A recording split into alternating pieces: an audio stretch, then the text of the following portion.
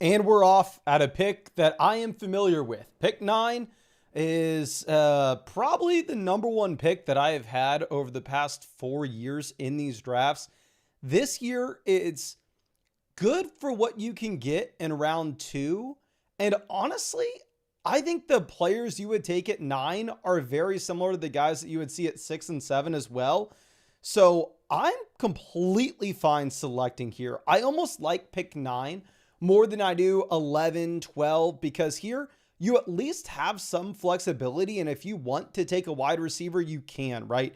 You can decide to go with the wide receiver in round 1. And I typically do, because I know that we are going to see a ton of running backs available to us at pick 16 on the way back around. So let's plan on taking either, we'll take JT if he falls. Okay, I have JT ranked here as the highest ranked option.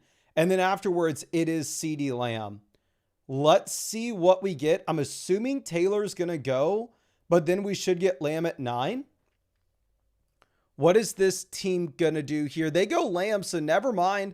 I know we are talking about the possibility of being able to take a wide receiver and then a running back in round 2. Y'all can tell I really haven't drafted much Jonathan Taylor. Only $76 worth of drafts so far I've taken him in.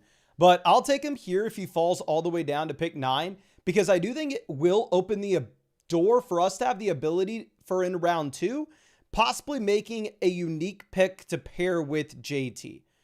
Now, Jefferson and Genty both go off at 10 and 11. That's pretty standard. Not a big surprise there. Amari and Hampton at 12 is definitely earlier than we typically seen. Maybe that team at 12 is going to decide to pull up a round 2 name. And yeah, that's exactly what they do. They take Chase Brown at 13. You have James Cook off the board at 14. If we're looking at what Jonathan Taylor teams typically do, they draft Achane in 6% of drafts, Walker in 13%, Henry in 13%, London in 13%. So not only is Devon Achane the highest ranked player for me, but he is also the most unique pairing with JT as well. So I'm going to take Devon Achane. Y'all can tell I've drafted a ton of them this year. I mean, $1,600 worth of drafts I've selected Achane in so far, and I'm probably not planning on slowing this down anytime soon. But once we start running back, y'all know my preference. It's going to be that we are slamming wide receivers in the coming rounds to make sure we don't fall behind at the wide receiver position. Now, this is a special stream because we don't have very long that we can be drafting in the Puppy 2 tournament.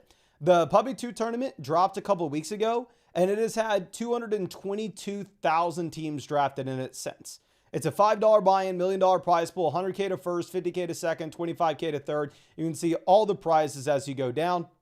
And how you turn your $5 into 100,000 is you have to be a top 2 scoring team in your 12-team draft to make it to the fantasy football playoff tournament, where in week 15, you'll go up against 9 other people. If you beat them, in week 16, you'll go up against 4 other people. And if you beat them in week 17, you go up against 700 something people. And if you beat them, that's how you turn your $5 into 100K. I've never won this tournament. We've had other members of the flock win it though. Hopefully you win it this year if I don't. And obviously, if you're not already drafting on Underdog Fantasy, I'll get this out of the way now. You can sign up with code FLOCK. You'll get $50 added to your account after you play your first 5. Plus, you'll get access to all of my updated best ball rankings, which I just updated today, and I'm going to continue to do all offseason, and access to all the flockfantasy.com draft assistant for best ball access. That way, you're able to have an advantage in these Underdog drafts. It's best ball, so no time commitment at all during the year. That's how I draft hundreds of teams every offseason, and that's how I profited over $127,000 in these Underdog drafts over the past 4 seasons. But we'll see what happens here in round 3. Jeremiah Love fell pretty damn far. This team at 4 looks super interesting, where they started Puka Nacua, Brock Bowers, and Jeremiah Love. Kyron goes at 30. And let's see what we get. Flowers off at 31. My 2 highest ranked players are going to be Chris Olave and then T. Higgins. So Olave goes, so I'm going to go ahead, take T. Higgins off the board at 33. And again, we are highly incentivized to continue to play catch up with the wide receiver position. Like, even if we were to get Javonte falling to us at 40, I honestly don't even know if I would take him. Now, B-Fire says, how do you fix the underdog is rate limited you?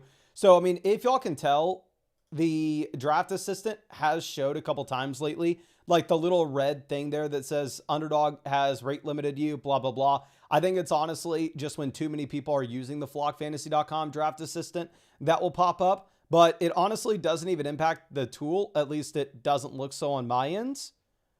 And if you wanted just that little red alert to go away, all you got to do is refresh the tool. Okay, now we are about to be on the clock again. Josh Allen does make it back around. I love Josh Allen. He's my highest ranked player here at 40. I want to take him a ton, except when we start wide receiver, wide receiver. When we start wide receiver, I'll instead take my highest ranked player at the wide receiver position. I'm sorry, when we start running back. I'm going to take Malik Neighbors at 40. I'm going to pair him up with T. Higgins.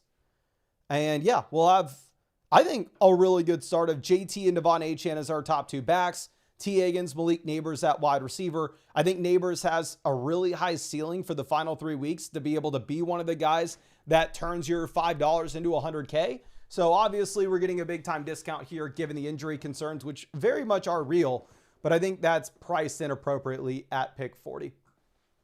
Now, Michael says, why is a wide receiver 2 like T. Higgins being on a team being taken over a wide receiver 1 like Tetero and McMillan? Because the Cincinnati Bengals are going to have significantly more passing yards than the Carolina Panthers. Like, let me pull up flockfantasy.com real quick and I'll show you the gap here. And keep in mind, Tetero McMillan, I've actually drafted in more drafts than I have T. Higgins. Like, I really hope I'm wrong. I really hope Tetero McMillan crushes Higgins. But it just comes down to how large the pie is in Cincinnati in comparison to how large the pie is in Carolina. Let's look at the past 2 years for Bryce Young, as well as the past 2 years for Joe Burrow. And we can go through and we can just compare what is the passing volume in these respective offenses. Joe Burrow averages 36 passing attempts per game in comparison to Bryce Young at 28. Joe Burrow, 25 completions per game in comparison to Bryce Young at 17. Joe Burrow, 269 passing yards per game in comparison to Bryce Young at 180. So if we just do some simple math here, and of course, I'm not saying that this is going to be a guaranteed way that this plays out this season. I'm just explaining the math to y'all. So if you have, say, T. Higgins seeing 25% of the 269 passing yards per game that Joe Burrow has, that's T. Higgins seeing like 67 receiving yards per game. In comparison, if we go over and give Tetero McMillan 30% of the passing yards from Bryce Young, that's 54 receiving yards per game. So it all comes down to the offensive environment with the passing volume, where what we actually saw last season is we saw T. Higgins going at the 2-3 turn. Like Higgins at pick 33 is a discount in comparison to where he historically goes. Trevion off at 56. That is going to lead to my highest ranked player being Carnell Tate. Yes, we are reaching if you're looking according to ADP, but frankly, I don't care. I think Carnell Tate's a very good pick here. Now, after we take Carnell Tate, I am still wanting to play catch up at the wide receiver position. However, we do have the option of taking the elite quarterback Joe Burrow paired with T. Higgins, which obviously is appealing. It very much is in my mind. It's just going to come down to, do we want to take Brian Thomas? Do we want to take Jordan Tyson? Or do we want to reach on Joe Burrow to complete our stack? Tyler Warren off the board at 62. Brian Thomas goes 63. So looking at this, I have it ranked as Jordan Tyson, Jaden Daniels, Joe Burrow, but we do have the Higgins stack. I've already drafted Jordan Tyson in a ridiculous amount of these. So we're going to go ahead. We will take Joe Burrow this time to stack up with T. Higgins. Now, even though I have Jaden Daniels ranked ahead of Burrow, like the only way our team has any chance of turning $5 into $100K, right, when we have T. Higgins, is if Burrow stays healthy and the Cincinnati Bengals have a decent number of passing yards, passing touchdowns. So if we already need that to happen, might as well just double dip into Joe Burrow here, pairing him up with T. Now, Michael says, that makes sense. Thanks. It makes even more sense if Chase goes down. Yeah, obviously you do have that contingent value as well with T. Higgins if you were to have Chase going down. Another way that you can frame it, right, is like seeing what happened with George Pickens last year, CeeDee Lamb last season in Dallas. Like both of these wide receivers finished top 12 in points per game. And that's even with CeeDee Lamb having the high ankle sprain. So, like, we have seen in the past the offenses that have a tremendous amount of passing volume be able to support multiple top-end receivers. Whether it was T. Higgins and Jamar Chase 2 years back, whether it was CeeDee Lamb and George Pickens this past season, or you can go way back in the day to like 2019 and look at Chris Godwin and Mike Evans both being at the top of leagues. Now, let's see. Jason says, got all set up with the season pass and Underdog. Just going to do the $5 drafts for fun and trying to draft well for my leagues coming up this year. Love the draft tools. So nice. I really appreciate you, my friend. Yeah, I hope the draft tools are helping you out. And I'm super excited for you to be able to see what they're like for your redraft leagues when those go live. Okay. After we take Burrow, you do have the run of receivers with Tyson, Lemon, Parker Washington, as well as Marvin Harrison. This team at 3 is super interesting in that they go bully quarterback and bully tight end. Their grade's not reflecting it yet, but my guess is going to be that as we get further in this draft and the draft assistant begins seeing more and more data points, this team at 3 is probably going to grade out poorly just because it's going to be difficult to catch up on wide receiver points specifically. Again, when you take 2 elite quarterbacks and 2 elite tight ends. Okay, Tony Pollard off the board at 78. Jalen Warren goes 79. Let's swing this over. Dak Prescott off at 80. I'm pretty sure we're just going to take Alec Pierce here. Let me confirm with my ranks. Yeah, we do have Alec Pierce as the highest ranked guy, so we'll take him here at 81, pair him up with Jonathan Taylor, and we'll go, what if the Indianapolis Colts offense doesn't regress significantly? And again, when we have the double anchor running back approach with the combo of JT as well as Devon Achane, my main thing is I still want to be playing catch up at the wide receiver position. Okay. Affiliated says, I wish I knew how to use the draft tool. That'd be cool. What part are you getting stuck on with the draft tools, my friend? Have you been able to download it to your computer? Do you not know how to open it up on your computer? Let me know what issue you're having. Eddie says, is Carnell Tate your most drafted player? Carnell Tate at the moment is my... Hey, I figured I'd have him more than I do. Yeah, Carnell Tate's like my 11th most drafted receiver. Jordan Addison is now my highest ranked player, so we're just going to go ahead and simply take Jordan Addison here as our wide receiver 5. I love our team. I really do. And honestly, knowing that we get Alec Pierce at 81 as well as Jordan Addison at 88, I'm really happy with our decision to take Joe Burrow where we did at 64. Okay. Vinny says, Mason, I cannot be more excited. I'm going to the World Cup this weekend. Bucket list. Well, that is incredible. Congrats, my friend. Yeah, that's really cool. I actually, my engagement party, of course, was this past weekend, which I told you all about. And my fiance has 2 niece and nephew that are like 10, 11. Of course, I have no idea exactly how old they are, but somewhere around then. And the nephew is a super big Messi fan. And they went to the Kansas City. Oh my gosh, this team at 3 takes Jackson Dart.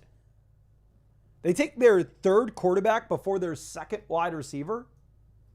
Rest in peace. This team at 3. But yeah, anyway, he's like a big Messi fan. And they went to the first Argentina game where Messi had the hat trick. Nick says, can the draft tool be used on an iPhone or iPad, or does it have to be on a computer? The draft sheets we're going to post on flockfantasy.com, you'll be able to use those on whatever. But the live draft assistance, like the one that I'm using here in this Underdog draft, does need to be used on a computer. But you'll have the option to use draft sheets or the live draft assistance, whatever is easiest for you and whatever you're drafting on, of course. Okay.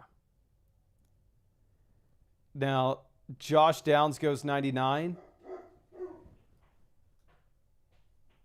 Matthew Stafford off the board at 100 for the Puka team. Great pick for the Puka team, especially seeing that this team here, again, decided to draft 3 quarterbacks before their second wide receiver. I'd imagine that quarterbacks get steamed up the board. Okay. Sam Laporta off at pick 102. We'll swing this over. J.K. Dobbins goes. Looking at my highest ranked names, I do have Jacoby as my top guy, so we're just going to keep it simple. We're just going to go ahead and take Jacoby Myers. And I'm interested to see what the draft assistant says in terms of our roster construction at this point, because obviously we didn't go wide receiver in the first 2 rounds. It does look like we can stop at 7, or we could go to 8 wide receivers.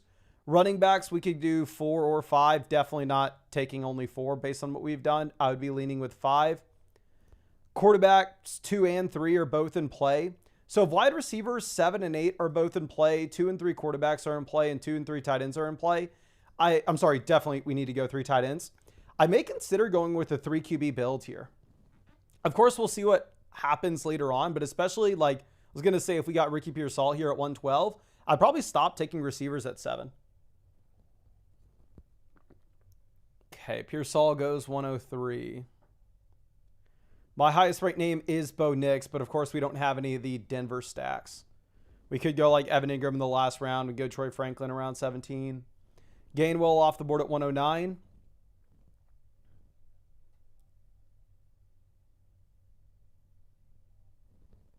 Okay, Jordan Love, Bo Nix, both off. We're going to take Kyle Pitts. Here is my highest ranked player. We don't have a tight end yet, and generally, I really like the Kyle Pitts price point at 112. Again, I know we've talked about this a lot, but last year at 25 years old, he finishes the tight end 5 in fantasy in points per game. Now, of course, a lot of that was backfilled into one singular week, but you're drafting him well beyond where he was being drafted. I'm sorry, where he finished last season. So I think that discount is priced in. Michael says, was there a big loss of tracking data on the site? I don't see a good amount of my teams. No, all your teams should be there. Like all my flockfantasy.com teams are still there right now from a best ball perspective, from a dynasty perspective. I would try refreshing the site, or maybe you just have filters on at the moment where you don't have all your tournaments selected. But everything should be there, my friend. Okay, and Spirits Assassin says, just drafted Lamb at pick 10 and Jettas at 15. That is incredible. That really is. Okay, Stephon Diggs off at 120. Baker Mayfield goes 121. Again, we are going to need to be on the look. And yeah, I'm sorry, this team at 3 has no idea what the hell they're doing. They just took George Kittle at 118. They took their 3rd tight ends, and they took their 3rd tight end before their 3rd wide receiver. They took their 3rd quarterback before their 2nd wide receiver. Rest in peace. Okay. Now, Ja'Cory Cross-Camara off the board at 124. We'll swing this back over. Running back definitely is interesting. Like when we only have JT and Devon Achane at this point, running backs are for sure in play. Shakir goes 127. Jordan Mason off. If you're looking at my highest ranked name, it is going to be Chris Rodriguez, so we're not going to overthink it. We will just take him here as our 3rd running back. I mean, clearly, Bashal Tutin's being priced as if he is the starter, and I definitely think he has the most upside. Rodriguez is very limited in a bunch of different ways. Like, he's definitely not going to catch the ball, currently injured. But I think 129 is a decent discount, considering that there is some ambiguity. I can't even speak. Regarding this backfield, as you do have Tutin as ultimately a day 3 draft pick that hasn't done anything at the NFL level. Okay. Travis Hunter off the board. I'm probably going to go with Tyrone Tracy here. Or, you know what? We're not going to do that. We are just going to go ahead and reach on Daniel Jones. We would have to see Jones fall a considerable amount to our next pick if we weren't to get him here. And obviously, we're already pot committed on this Indianapolis Colts offense, having JT as well as having Alec Pierce. And we need another quarterback. And this may be one of our only opportunities to get him. So let's go Daniel Jones at 136. Maybe it was a mistake not taking Tyrone Tracy instead, but I don't have any faith that we are going to be getting a quarterback of this caliber on the way back around. Okay. Mikey, happy to draft with you, my guy. Bill says Mason or Stacks, still nice if they don't include quarterbacks, multiple tight ends, running backs, wide receivers from the same team. Yes, like if you have Travis Hunter, it does make sense in my mind to also have Brian Thomas. Right? Or if you have Chris Godwin, I think it also makes sense to have Igbuka. Because it can play out a couple different ways. One, if the passing volume is better in the offense than people are projecting it out to be, then cool, both wide receivers can hit. Or two, say you have Igbuka and Godwin, or you have Igbuka and Jalen McMillan, then all of a sudden, if Godwin goes down, you could see a pretty big jump with both of those receivers. Okay. Tyrone Tracy finally off the board at 142. Gadsden goes 143. We still need to take 3 tight ends. Let me see the updated math on what it wants us to do at this point. It's showing that 2 quarterback builds are advantageous when we have Burrow and Daniel Jones here. And it's wanting us to go with 8 receivers, which I just think that maybe I'm delusional here, but T. Higgins 1, Malik Neighbors 2, Carnell Tate 3, Alec Pierce 4, Addison 5, Jacoby 6. I feel like our wide receiver room is pretty damn good to get away with 7. Like if we get an interesting third quarterback falling to us, I very much may take a, I'd be very tempted to take a third QB here. Okay, Keaton Mitchell off the board. My highest ranked player has to be Woody Marks now. Yeah, it is Woody Marks. And we need another running back, so we'll take Woody Marks as our 4th back. I think that there's a world in which he still has a role playing alongside David Montgomery, and if you potentially get an injury to Montgomery, cheap handcuff running back that can catch passes. Not going to sit here and act like Woody Marks is the most talented player in the world, but 153 seems like a very reasonable price. And it says, long-time listener, first-time caller, we doing a big dog tonight. I looked up how many spots are available in a big dog draft, and there are 11 spots. So I would love to title the live stream $500 high-stakes fantasy football draft, blah, blah, blah, and act like we're getting in a big dog, but I don't have any faith that I would be able to fill it. I'll do a big dog once we believe that it can be filled. Yeah, we're just going to take Jawan Johnson here. We need another tight ends. Again, going back to what we were discussing previously, I think a third quarterback's on the table, even if the historical math says that we probably only want 2. But with that in mind, I'm definitely not reaching on a third quarterback. Like if we get a third QB falling to us at a value that we like, we'll take him. Okay.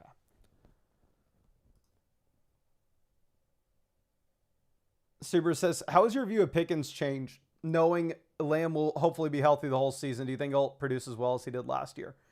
I think the expectations are that George Pickens regresses again because we're not expecting Lamb to get injured, as you already mentioned. And I can go through and I can throw George Pickens into the player comparison on flockfantasy.com, and we can compare his games with and without CeeDee Lamb. And if we look at this, without CeeDee Lamb, he averaged 26.3 fantasy points per game during that 3-game stretch. With Lamb, he was the wide receiver 10 in points per game. However, if you look at where he's getting drafted right now, he goes behind Chase, Puka, JSN, St. Brown, Lamb, Jefferson, London, A.J. Brown, George Pickens. He's getting drafted as the wide receiver 9 in this one. A lot of times he's right around the wide receiver 10, wide receiver 11.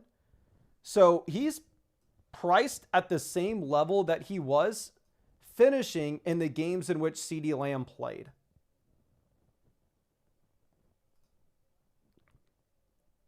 Okay. Fernando Mendoza off the board at 172.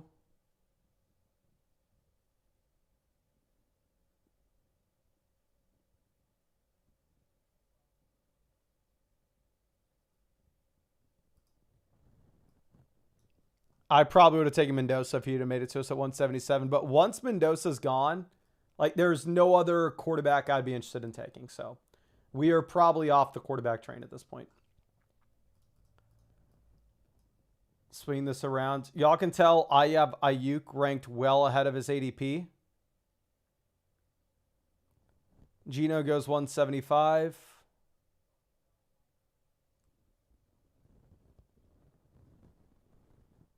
So even though Ayuk's my second highest ranked player, Brian Robinson's still my number one ranked guy. And we still need another running back. So we'll take Brian Robinson at 177.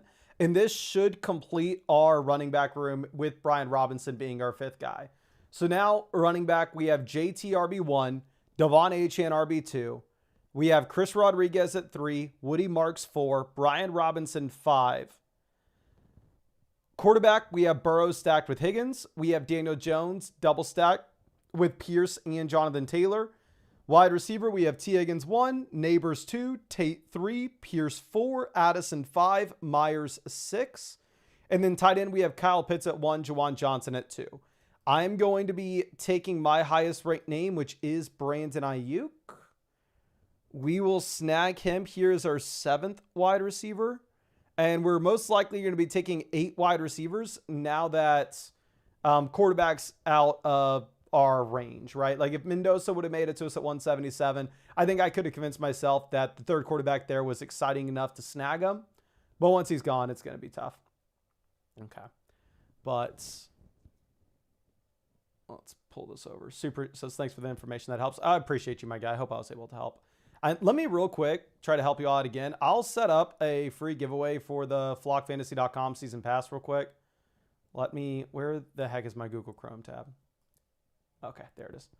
So let me open this up. We'll do a free giveaway for the 2026 flockfantasy.com season pass at the end of this. But you can enter in now if you want. All you have to do to enter in to get the free 2026 flockfantasy.com season pass will be 1, drop a like on the live stream.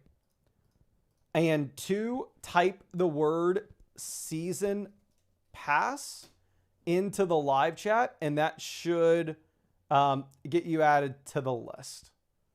But first, drop a like, then type season pass. But as long as you do those 2 things, you should get picked up by the bot that will automatically put you on this list here.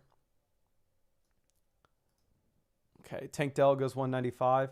And I saw people in the chat saying something about Geno Smith. Like as if something happened to Geno. Let me pull this up. Because I have no idea what you are referring to with Geno.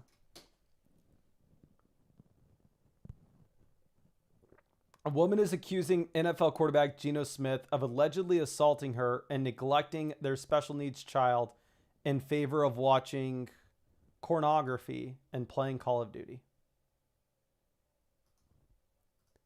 That doesn't seem great. Does not seem like Father of the Year type candidate to me. We're going to take Eli Stowers here as our, or do we want Gesicki? Stowers is just so much more of an exciting player. We're going to take him. And then wide receiver, we'll queue up Kayshon Boutte. I'll queue up Jacoby Lane, Rashad Bateman, and Elijah Surratt all having the Week 17 bring back with Burrow. But let me hop into another draft. Is the puppy still open? I'm imagining that this thing's going to close and get filled soon, right? Yes, still open so we can get in another puppy draft. But yeah, if y'all wanted to get these in, y'all probably got to do so ASAP. I don't think the $5 puppy 2 is going to be around much longer. Now, of course, there'll probably be a $5 puppy 3, $5 puppy 4. I don't have any additional information. I'm just guessing based on what's happened in the past. And there'll be, I'm sure, $3 underdog tournaments, $1 underdog tournaments. There'll be a ton of tournaments to choose from all off season. But in regards to the puppy 2, it's kind of now or never for y'all. So yeah, a woman's putting Geno Smith on blast on Instagram. Let me see. Can y'all hear this?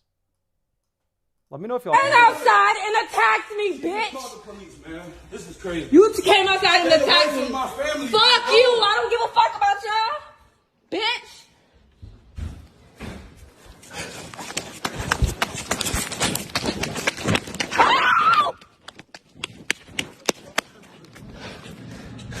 Leave my neighborhood.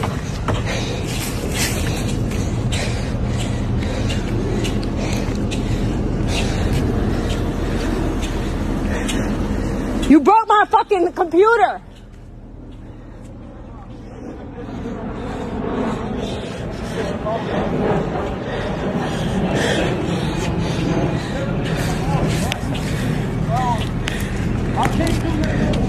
Fuck you. Move. Yeah, look at you. Look at you. Get out of my car. All right, so here's the thing with Geno Smith. You're not good enough to have any off-the-field scandals. Rashee Rice can maybe get away with it, right?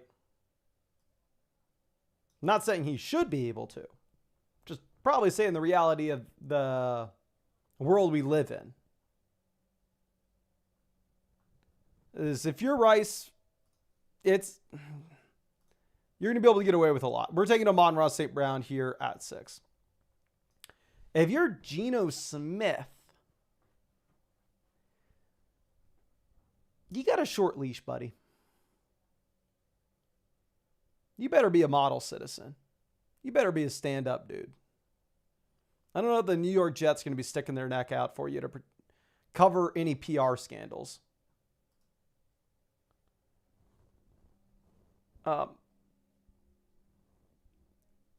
Mini-Me says, crazy thing is that's not even the kid's mom. The real mom said Geno's a great dad. Yeah. Obviously, I have no idea at all. I probably shouldn't even be mentioning any of this. I'm just going through and searching Geno Smith on Twitter to see what y'all are talking about. And I'll also say, God, Twitter search has gotten so bad.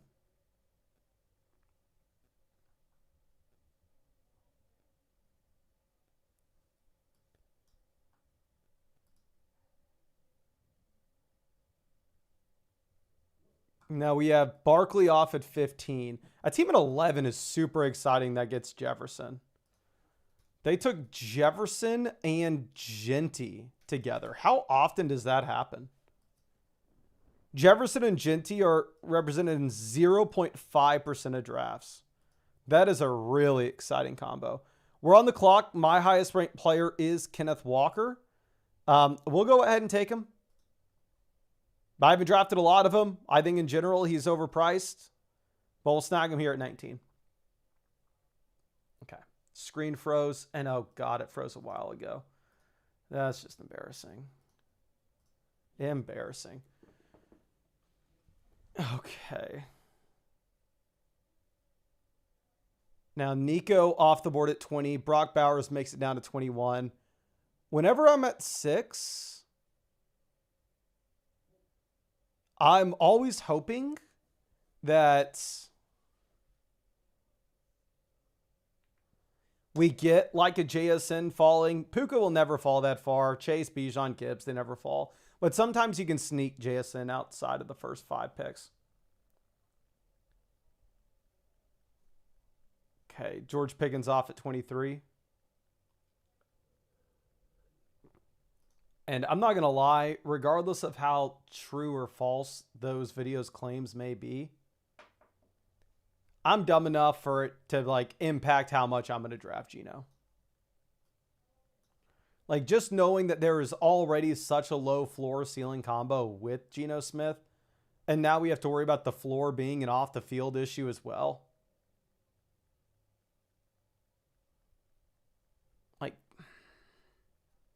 Just goes from bad to even worse. And dear God, this team gets Bijan and Derrick Henry together. How often can we see that happen? Bijan and Derrick Henry have to be 0.1% or less. 0.1% of drafts will have Bijan Robinson and Derrick Henry. This team at 3 is insane.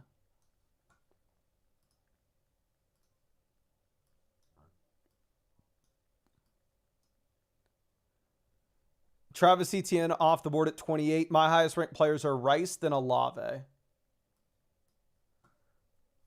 Olave goes, so we are going to get Rashee Rice at 30. So now our draft, we have Kenneth Walker as the anchor, and then we have Amon-Ra and Rashee Rice as our 2 wide receivers.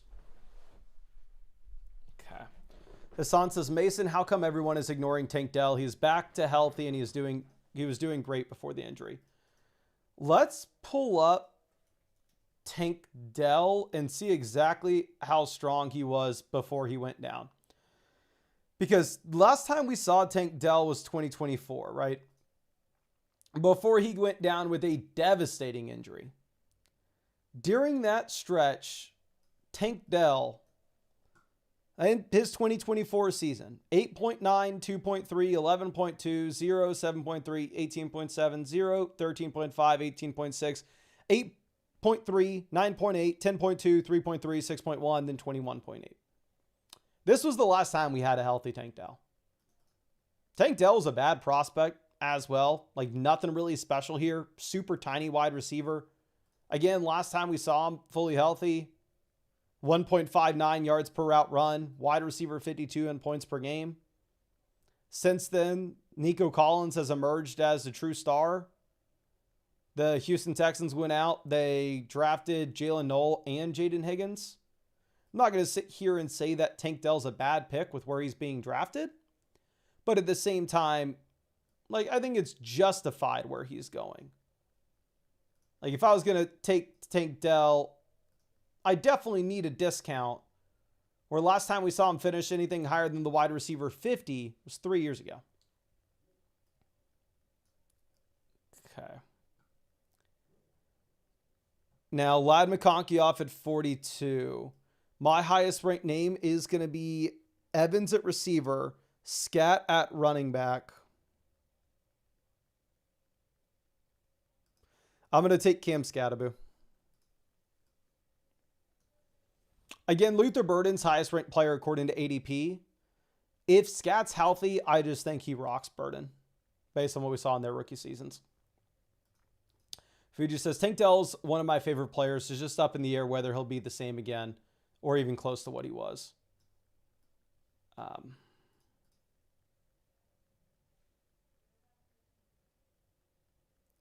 Son says, they had Diggs in the slot. Dell in the slot would have done just as good as Diggs.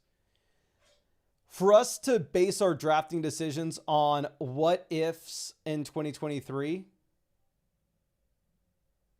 I think it's tough.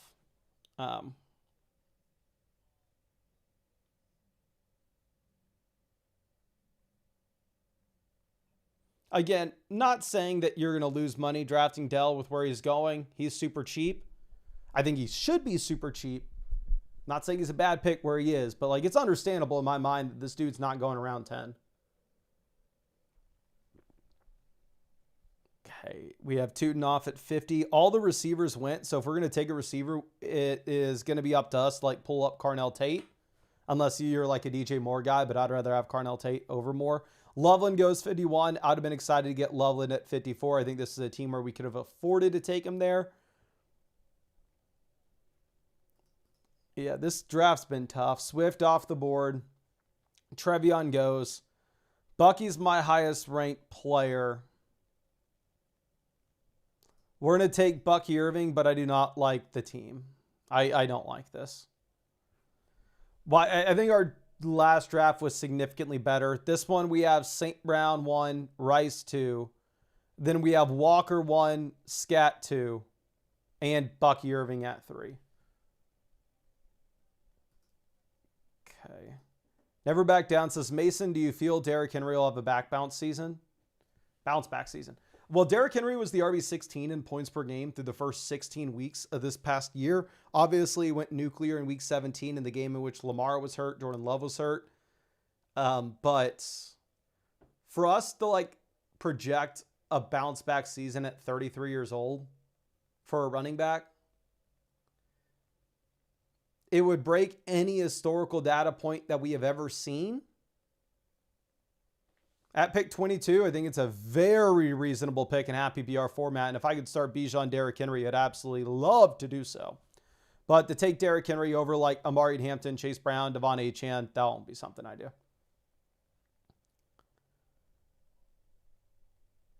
Okay.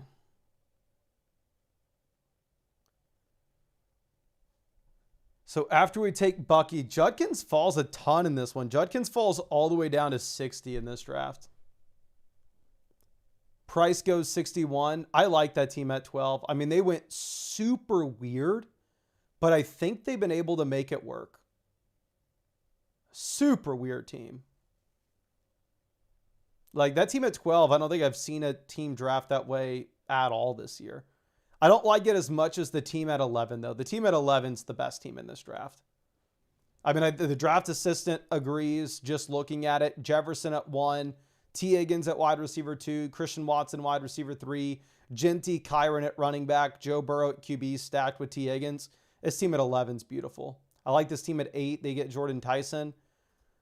My highest ranked player is Marv. It absolutely sucks that we have to take him here. The reason we are going to, though, instead of just taking like Drake May, is we do have the optionality to take Patrick Mahomes later to pair him with Rashee Rice. And, I mean, we only have 2 wide receivers through the first 5 rounds of this draft. And we have no Drake May stack. We have no Jalen Hurts stack. So we'll just go ahead and take Marv, continue the path of not loving this team, but it is what it is. King says, what percentage do you have of Cam Scatterbo? Let me go over and resync my portfolio again with the site so we can see the most accurate numbers.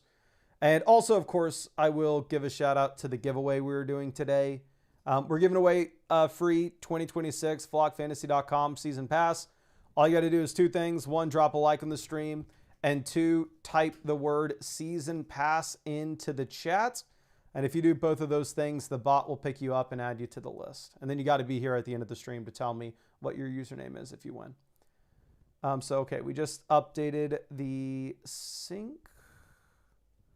Let me go to flockfantasy.com, best ball tab. Pollard off the board.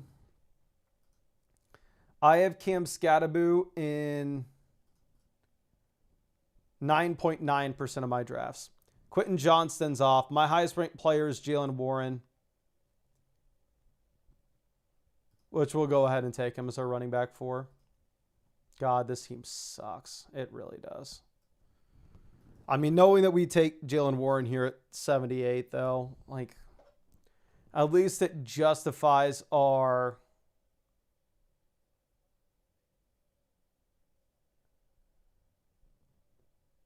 Marvin Harrison pick previously. Lawrence goes 82. That's to the team that took Brian Thomas at 63. I really like their team at 10. Even if Barkley's not exactly my cup of tea, I like the structure of the team.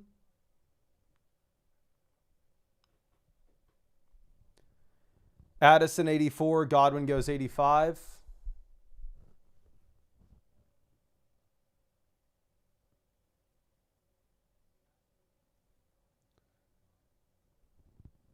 That team at 11 is damn good. They have a Packers onslaught with Watson, Kraft, and Reed. Obviously, they're setting themselves up with Jordan Love at 107. Harvey off the board. We're not wanting to take a running back here. I mean, we've already gave a shout to what I'm trying to do, which is take Mahomes. And we're sitting here with Rice.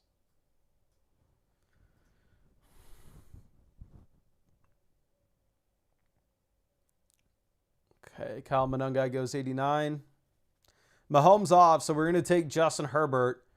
We're going to still get our quarterback. We have the Week 17 stuff with the Chiefs, and we're going to pivot to a unique Justin Herbert build where we'll take Herbert and then look at Gadsden and or Njoku later.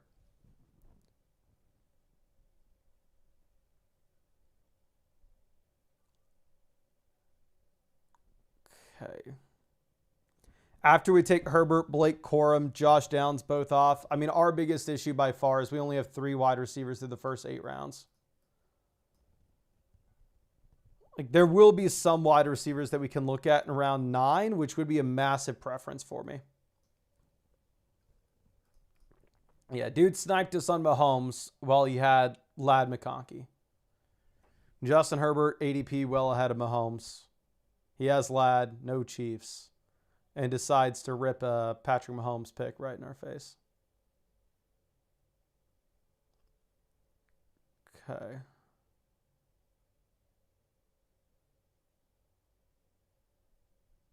Brock Purdy off the board at 98. Jacoby goes 99. Again, our preference, if we can get him, is going to be wide receiver. Stafford off at 100.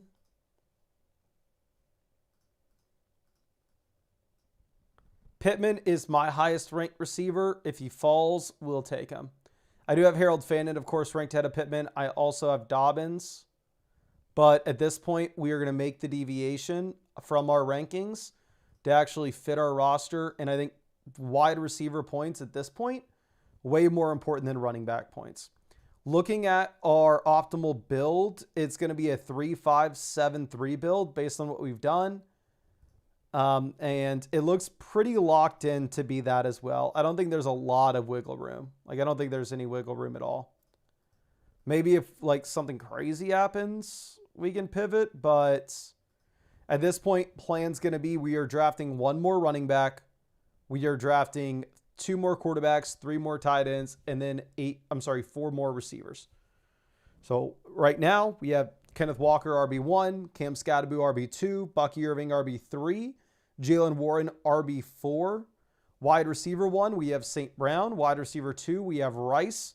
Wide receiver 3, we have Marv. Wide receiver 4, we have Pittman. Okay.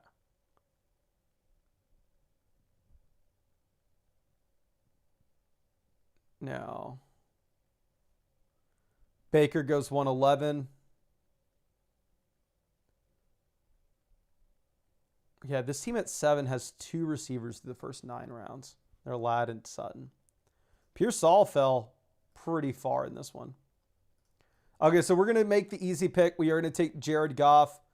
We get him 6 picks past ADP. We have Amon-Ra St. Brown. We need a couple other quarterbacks. So Jared Goff, nothing to discuss. He's just the pick that fell in our lap. So Bo Nix off at 116. I mean, that team doesn't have any Broncos, but you need a quarterback, and I think Bo Nix is, in general, a pretty damn good pick at that cost. Fuji says, if a basketball team takes Kyron and Michael Pittman, it's basically the same as taking Brock Bowers and Justin Jefferson. If you're referring to the win rates that Brock Bowers and Justin Jefferson had last year, maybe that can be close to being true, but in terms of fantasy points this year, I think that'd be a little tough. Now, Casey Concepcion off the board at 119.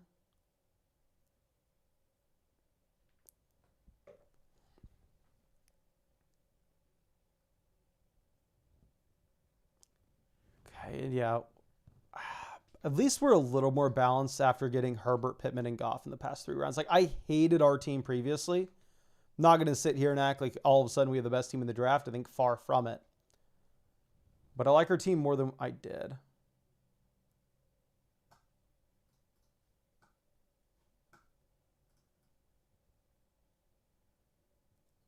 Okay.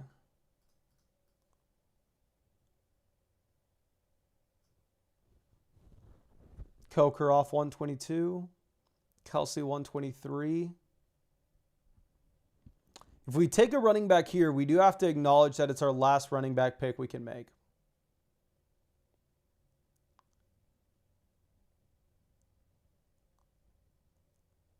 Okay, Ferg goes. I've drafted a considerable amount of Jordan Mason. I mean, 1, he just has an elite name. 2, I think the offense is going to be a lot better this year. We're going to go Andrews instead, though. We're going to take Andrews 126 because I'm not in love with the Jordan Mason value at this pick. We have to take 3 more tight ends in this draft, and we only are allowed to take 1 more running back. So we're going to leave the door open for us to find a better running back value later on. I think on another team with the different builds, we probably just go ahead and listen to our rankings and take Jordan Mason. But in this one, we'll take Andrews. Okay. Rodriguez goes 131. Stephon Diggs 132.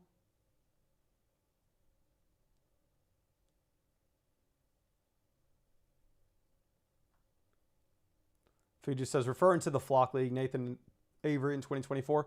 Speaking of the Flock League, at the end of this live stream, we're going to be premiering a Flock League video. I'm not going to do it on this channel. I'll tell y'all when we're making it go live on the other one. But I'm excited to watch it. We recorded it like a week ago. And I'll be going over the auditions for the Flock League and nominating the finalists of who are going to be going after the last 1 or 2 spots open in the Flock League. And I want to remind y'all, it's not too late to audition. The Flock League has like $150,000 in prizes this year. We're going to reach on Gadsden as our second tight end. But like $150,000 in prizes this year for the Flock League, and it's a 12-team draft. And again, we're giving away at least 1 spot to a fan and potentially 2 spots.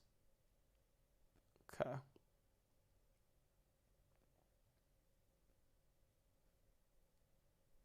All right. After we take Gadsden, I mean, you could have made an argument like, hey, take Keaton Mitchell there instead of Gadsden. Gadsden may make it back. And also Keaton Mitchell and Herbert may correlate together. Like if you were at a Hampton injury, all of a sudden, I mean, the Chargers have to skew more pass happy than they otherwise would. It's not like we've had the ability to see Keaton Mitchell be a prolific pass catcher in Baltimore, but just because we haven't seen it doesn't mean it can't happen. But I think we're just going to keep it stupid simple here. And if we pass on Gadsden, I don't think we get him on the way back.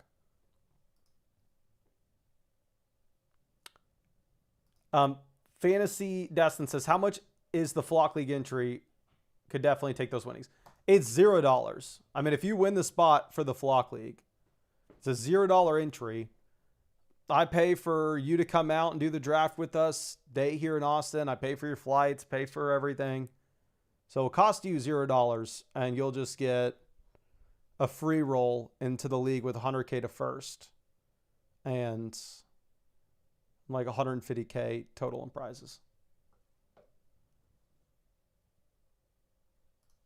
Okay. And yeah, Affiliated says auditions, how do we submit? You'll see like more details on how to submit and stuff in the Flock League video that hopefully comes out tonight. But essentially you just got to record yourself making a clip saying why you should be in the league or just standing out. You'll see examples in the auditions video tonight. And then make your own audition clip and post it to socials and tag us so we can see it. We'll take Daniel Jones here as our third QB. We don't have any Daniel Jones correlation. I prefer, actually, god dang. Oh my gosh. We're going to take Daniel Jones. I think you can make an argument here to pull up Trey Tucker.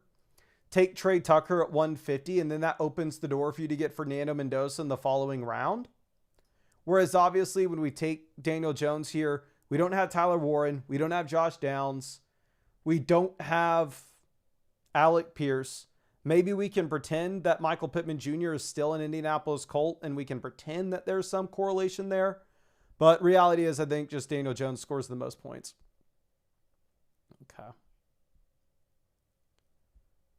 Now we have Chig, Sadiq, Jawan Johnson all off immediately.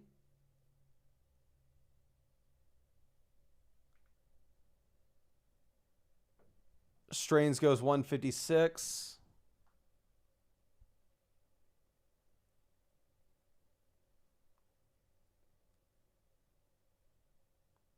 Carlos says, any chance you choose a 42-year-old fantasy player to join the league?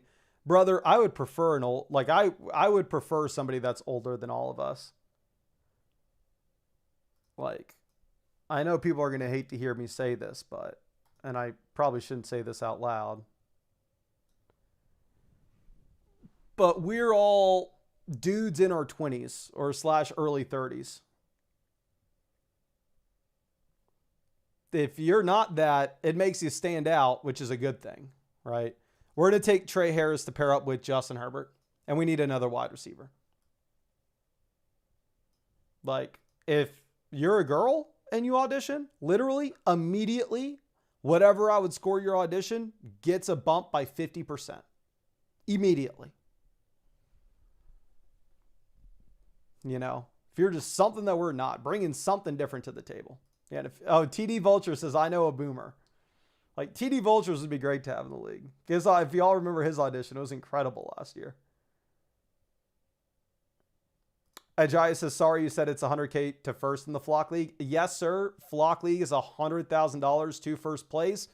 Brought to you by the 2026 flockfantasy.com season pass.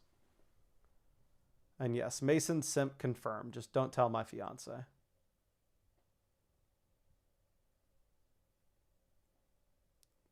James Clark says, can I audition for my 87-year-old grandpa who doesn't know anything about the NFL? Yes. Go for it, my friend. I would say grandma probably would be a better candidate than grandpa, but to each their own. Jason says, so you're telling me as a white male, 28 years old, I'm like stable bred to y'all. Understood. Reality of the situation is almost everybody who's auditioned has fit that demographic. So the leaders at the moment are in that demo. So I'm not saying you can't be in if that's you. Like, that's probably going to be about how you describe the winner of the competition when we fast forward a month from now. Because it seems like that's going to be the only type of person who does audition. And obviously, all of this I'm saying in jokes. We're just going to pick the best candidate. And I don't even really get to choose by myself. Every creator votes and grades on them. And we all grade 1 out of 10, and then we average out the grades. So it's not like even if I wanted to, I could handpick them. We're going to take Isaac Tesla to pair up with Jared Goff. So here, what we're doing in the late rounds is we are just clicking the top of ADP when it consists of a position that we need that also stacks with our quarterbacks. Do I like Trey Harris? No. Y'all know we hard faded him. I didn't draft him at all last year because we were able to get Quentin Johnson like 5 rounds later consistently. But we have Justin Herbert here. We have no Quentin Johnson, Ladd McConkey, so sure, I'll take him. And then with Isaac Tesla, I think he's bad. I don't have much interest. But we have Jared Goff. We need a wide receiver, so might as well let's take him. Okay.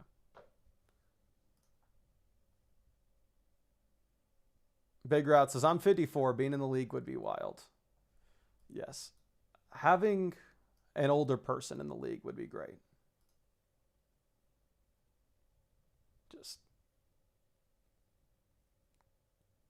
But just make sure whenever you make your audition, just so I don't miss it, just post it with the caption 2026 Flock League audition and put the @Flock League. Because if you @the Flock League, it will @our social accounts. We can repost it so fans can watch it. They can tell us who they want.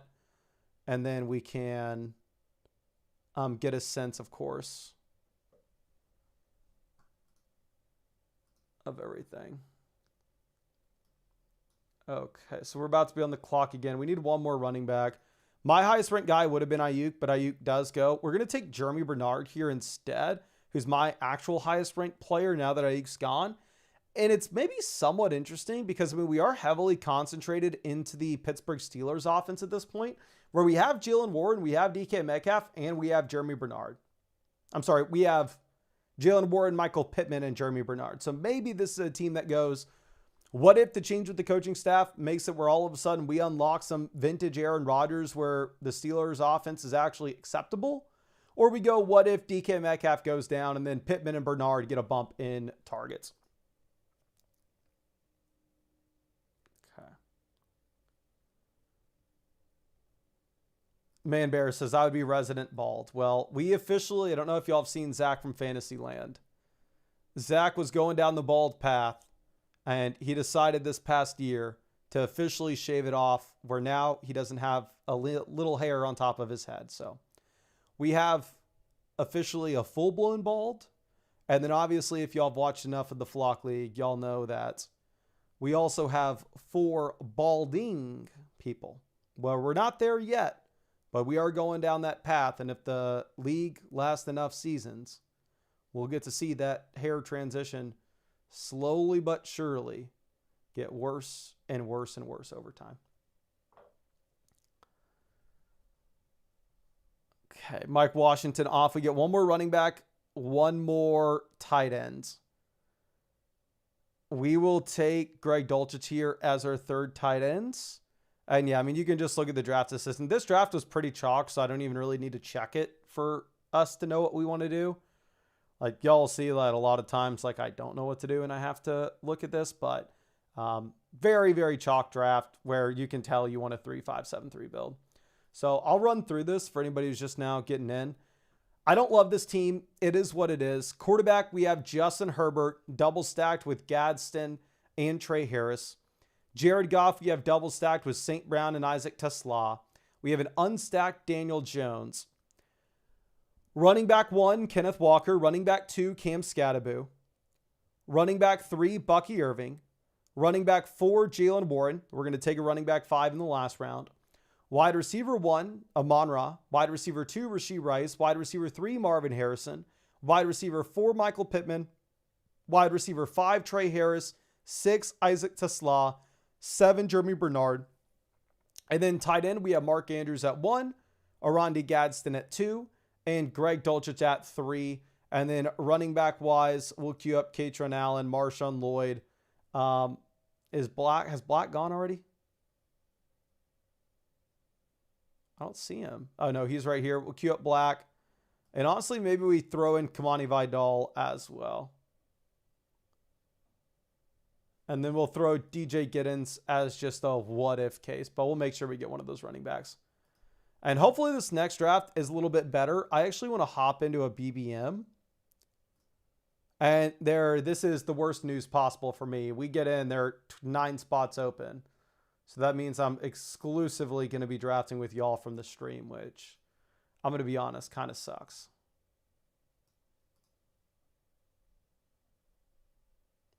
Okay. We have pick 8. And then we have a question in the chat. Sydney Sweeney for the Flock League, question mark. So we have 2 spots open for the Flock League. Like if you go to flockleague.com, you'll see this right now. There are 2 spots. One is the dedicated fan slot. And then 2, we're just calling the wild card. Either creator y'all request or another fan, anything is possible. So this spot is no matter what being dedicated off to somebody who wins the fan competition. This spot too, I'm keeping completely open where maybe it's the second best fan if we just get incredible auditions. But I'm keeping this open in case something crazy happens. Now, obviously, I'm not delusional enough to think that we could get Sydney Sweeney in the Flock League. Now, if we could, trust me, I would do it. Like anything that it takes, I'll get it done. But it's just not going to be possible. But if we were to have somebody like really cool, like, again, the example I keep going back to is because I know he watches the channel and he's the best content person on the planet, the most entertaining person on the planet, if you ask me, is Jinxie. If we could get him in, that would be amazing. And somebody like that, if they message me that they want in, it's like, we're not making them audition. We're just giving them the wild card spot, you know? So hopefully we get somebody really cool in that wild card spot. But absolute worst case scenario, instead of just giving away 1 spot to the fan auditions, we end up giving away 2. Now, we have JSN falling to 6 because Taylor goes at 5. St. Brown off at 7. So we are going to go ahead and at 8, I'll mix in McCaffrey. Again, I'm underweight McCaffrey. I only have him in 3.9% of my drafts in comparison to CeeDee Lamb, who I have at 14%. But we'll mix it up. Notorious. We did go through. You'll see the audition and tonight, my friend. But yeah, like there'll be. Bazinga says, I feel like Jinxie would be down. He'd make a few hours of content out of it. Well, I've tried everything I can, my friend. And it's looking like a long shot, but again, I'm keeping that last spot open just in case there were to be like any crazy options for us to get in, you know, which I'm expecting at this rate. It's most likely just going to be, we're giving away 2 fan spots, but I'm holding on for a little bit of hope. Now, Devon Achane is my highest ranked name. We aren't going to overthink it. We will take Devon Achane to pair with Christian McCaffrey. So I think this is going to be a very similar team to what we drafted at 9 in the first draft, where the first draft we started off with JT and Achane, and then we immediately ripped a ton of wide receivers in the middle rounds. I think that's our plan here. We start CMC and Devon Achane, and then I think the plan is going to be we just make sure we play catch up on the wide receiver positions. Okay.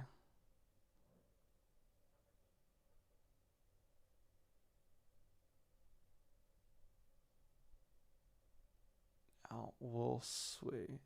Monkey says get Eckler in the league. I actually DM'd Austin Eckler because he DM'd me like a year or two ago wanting me to promote some like product that he put out, as obviously he was in the fantasy football space. And I was like, sorry, no, for reasons X, Y, and Z. Really appreciate you, man. Thanks for everything. And then, so then I have open DMs with Eckler, and I DM'd him last week asking for, or maybe 2 weeks ago, asking if he wanted in. I did not get a response. So I tried the Eckler path and it did not work. Doesn't mean that we got no shot at it. Maybe it ends up happening. But as of now, Eckler's a no-go. So Zay Flowers, every single freaking draft, he just climbs his way up to the point where I must have not drafted Flowers at all lately. Like, let me go through. My average pick on Zay Flowers is pick 39. Again, now you're seeing him go at like 27, 28, 29, 30. So my average pick on him is, again, 39. I've got him all the way as low as 45. The highest I've taken him is 32. You can just see his ADP has climbed up steadily. And yeah, this is why I only drafted him once in the entire month of June. We're on the clock again. My highest ranked name is T. Higgins. And we need a wide receiver more than anything. So we're going to take T. Higgins at 32. And again, our number one priority after we start with McCaffrey and Achane is make sure that we can effectively catch up at the wide receiver position. Okay. So we have Neighbors 34, Igbuka off at 35. Kyron falls pretty far in this draft, all the way down to 36. The team at 12 is super interesting. I think that team at 12 has been in a couple drafts with us so far tonight. And like, they draft really interesting teams. And they find a way to make it work too. Like, I like that team at 12. I know it sounds crazy, but the amount of teams that are going to have London and Bowers are going to be like 0%. I think it's super unique. My highest ranked name is going to be Teteroa McMillan. I think at this point he's closing in as like my most drafted name. Like, I think I can make an argument to have Teteroa McMillan ahead of Zay Flowers. He has the crappy week 17 matchup against Seattle. Obviously, the passing volume with Bryce Young's not super compelling here in Carolina, but honestly, I don't care too much. Okay. And after we take Tet, we have Terry 42, Scat 43. Nick says Sketch would be comedy. He likes football. I have DM Sketch as well and got no response. The hope is once the Flock League video comes out today, maybe more people see that we're doing like the open auditions. We have an open spot. It's I think it's just going to be one of the biggest things on YouTube. Again, that's why I'm willing to invest like $150,000 into the prize pool. Because again, my simple math is like, hypothetically, if we can get 1 million views on the Flock League draft and say we invest 150,000 into the prize pool, which I have a team in the league. So that would mean like my spot in the league is worth $12,500. So say really I'm investing like 138,000 in the prize pool. How many season passes do we need to sell on flockfantasy.com to make that up? We need to sell 4,000 season passes on flockfantasy.com to make that up. Does the extra exposure with the Flock League sell 4,000 season passes? Hopefully. My highest ranked player is going to be Quinshon Judkins. I want to continue to play catch up at wide receiver, however. So honestly, F it. I'm just going to go get my guy. I'm going to take Carnell Tate here at 56. Okay.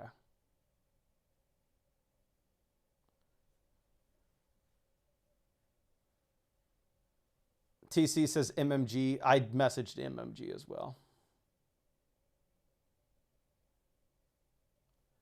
So after we take Tate, we have Tootin, Judkins, Pollard all off the board. Christian Watson goes at 60. So this is a very similar spot to what we saw in the first draft that we did on the stream, which was that $5 draft.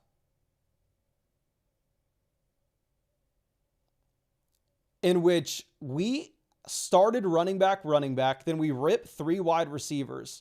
And then the decision that we had in round 6 was, do we decide to take Burrow to stack with Higgins, or do we decide to rip our 4th receiver with like Jordan Tyson? What we decided in that draft was to take Joe Burrow over Jordan Tyson. And I really liked how it worked out because we ended up going wide receiver in the following 2 picks anyway. So I'm going to do that same thing in this one. We're going to take Joe Burrow at 65 to pair up with T. Higgins. And we're going to see if we go wide receiver at 80 and 89. Because now I think we have a good team. Of course, wide receiver does have a very low floor. I'll be the first person to admit that. Like, we are relying on a big time either year 2 breakout with Tetaroa McMillan or a big time rookie breakout with Carnell Tate. But we have Achane and CMC as the anchors. We have the elite quarterback with Burrow correlated with Higgins. And then we have T. Higgins, Tetaroa, and Carnell Tate at wide receiver. So wide receiver is still the biggest concern on this team for me. And I still want to make sure we find a way to play catch up there.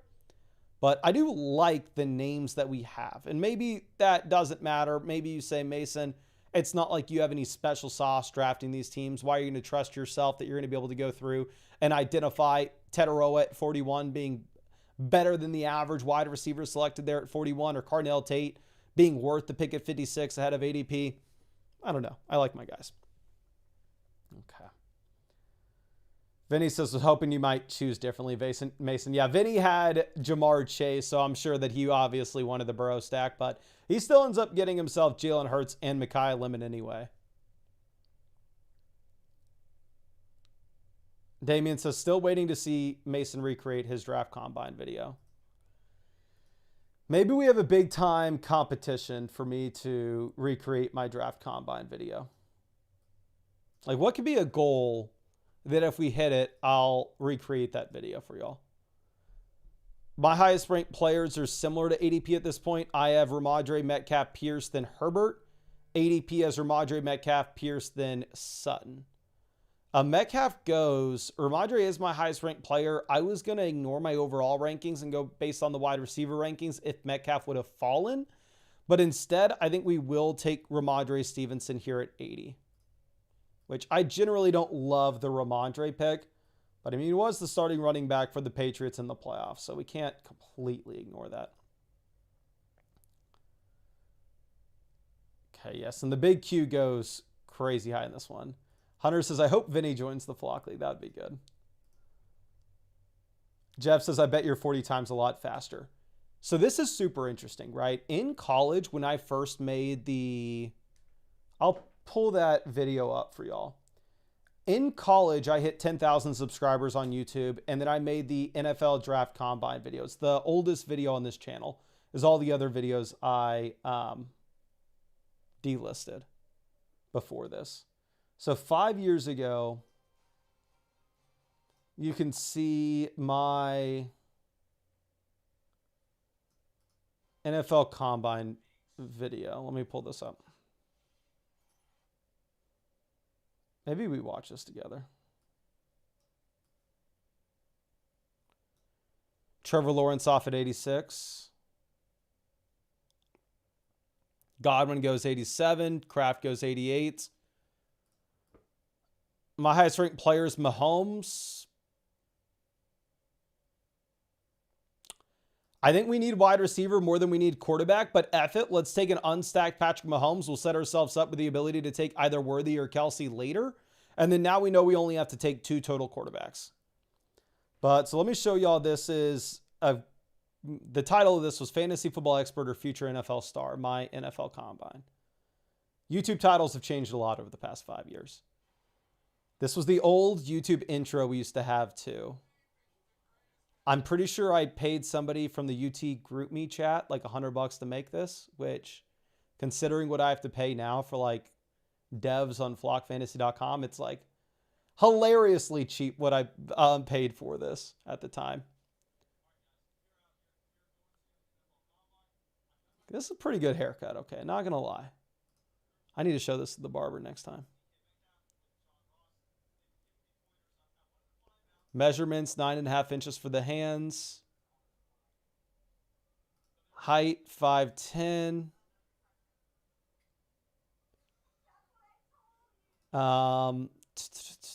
Weight, 150. God, I was light. I'm heavier than I was.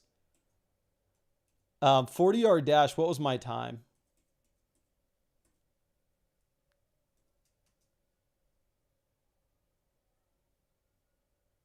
What was it? 5.57. I'm pretty sure at the BDG, and this is back when I was on the UT powerlifting team, and I only lifted weights and didn't run, and I'm pretty sure I was faster in like short burst in this than I was in the most recent time. I will say, here's a video of me in college at like 155 pounds, benching 225 for 12. So back then, I was actually faster than I am now for the 40-yard dash, even though obviously for like the marathon, I'm much faster now. Which is funny because you would think that like, oh, I run all the time now, so I'd be faster. But I did the BDGE combine last year, and I was so unathletic, it wasn't even funny. Like my combine was horrendous. Okay, so it was a really bad decision to take Mahomes where we did, knowing that we get Purdy on the Kelsey build. And now we have to pivot, and we just have to take a wide receiver that's not Xavier Worthy. So we're going to have to take Jacoby Myers. So our Mahomes pick was pretty bad. We can still get Kelsey. We are rocking the Kelsey jersey. But it would have been much better for us to instead have gone like Michael Wilson or whoever at 89 and then taken Brock Purdy at 105. But yeah, so I used to only lift weights, like I would squat and deadlift, and I think that translates to like burst and like 40-yard dash time way more than me like going out and running. Like yesterday I went and ran 16 miles on trails, you know. I think the heavy squats and deadlifts are actually better for your 40-yard dash time than running a bunch.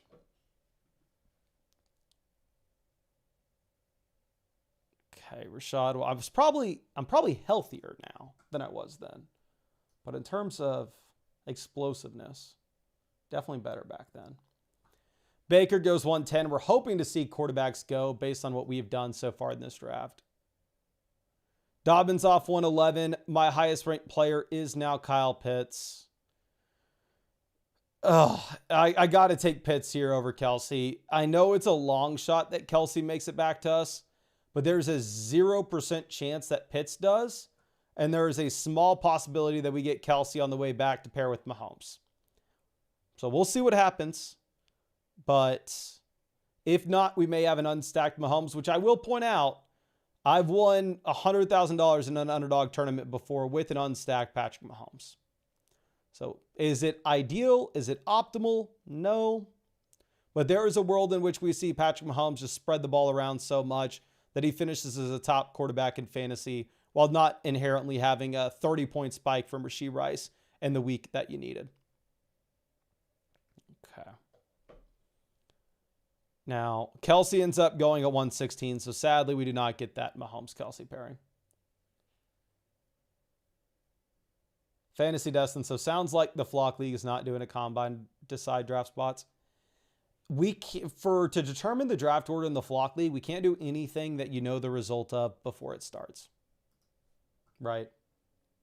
So like if we were to do 40-yard dash, or if we were to do like RAS score from the combine, I maybe can't tell you the exact order of who wins, who loses, but I definitely can tell you who's not going to win. I can tell you who's not going to get last. So Jordan Mason is our highest ranked name. We are just sadly going to have to take him. The big issue that we have with our team is we just need receivers. Like this team's cheeks. The first team that we did in this stream I thought was so much better. Again, running back, we now have CMC, HN, RB1, RB2. We have Ramondre, RB3, Jordan Mason, running back 4. Wide receiver, we have T. Higgins at 1, Tedero McMillan at 2, Carnell Tate at 3, Jacoby Myers at 4. Quarterback, we have Burrow at 1, stacked with Higgins. We have an unstacked Mahomes. We have Kyle Pitts at tight ends. Looking at the optimal construction, it's exactly what I figured it would be. 2 quarterbacks, 5 running backs, 8 receivers, 3 tight ends. And yeah, we really need that 8th wide receiver. Our wide receiver room is just so bad. And obviously we need 3 tight ends. Okay. Notorious says Danny is sneaky fast. Ooh, Ryan says do the Wonderlic test. The Wonderlic test is a good idea, but I don't think it would make for a good video. Unless we revealed everybody's answers one by one. So Cam Ward would stack for us with Carnell Tate, but all that's doing is pointing out again that our decision to take Mahomes was bad. My highest ranked player is Travis Hunter. We have Jacoby Myers. So maybe we take Hunter and go, what happens if Brian Thomas is just straight up cooked? What happens if Parker Washington was just a flash in the pan? So we'll take Hunter at 137. It's tougher to take him here than where he used to go in these drafts. His ADP used to be way, way, way too low. But I'm still fine taking him at this cost. Okay. Trigonometry says, is the Flock meetup going to be in Austin again? Most likely, yes. But yeah, I like the idea of a Wonderlic test. Here's what I'm going to do. I'm going to text somebody just to remind me this. Y'all's idea for a Wonderlic is incredible, but I know I'm going to forget. So I'm going to text somebody who's going to be there.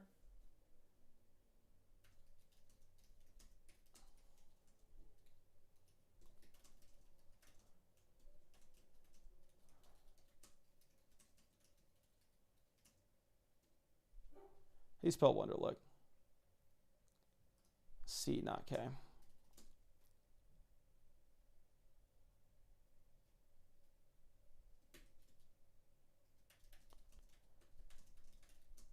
I think that's a great idea that y'all have, but I think we're going to do it where we'll like record TikToks essentially of it.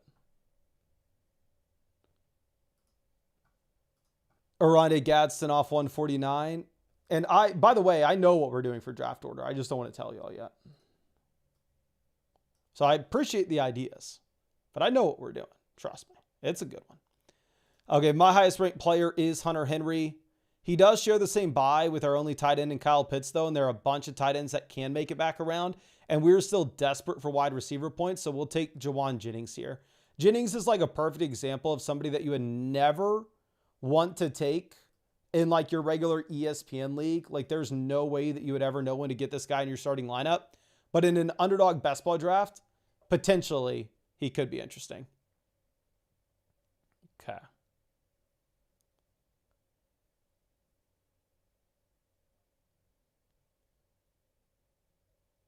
Okay, Denzel Boston goes 153, Tyler Algier 154, Brenton Strange 155.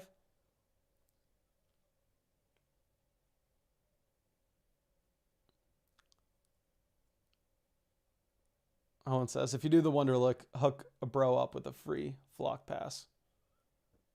I love it, my guy. So it will be a physical thing, but it's going to be a physical thing that's based on technique that nobody should have practiced before and not just raw athleticism or like how often you work out. Okay, so the player that was highest in my rankings before this past round was Hunter Henry. And obviously we passed on him sharing the same bye week with Kyle Pitts, but we will take a third tight end anyway, so Maybe we end up taking Hunter Henry at 161. Yeah. Let's take Henry at 161.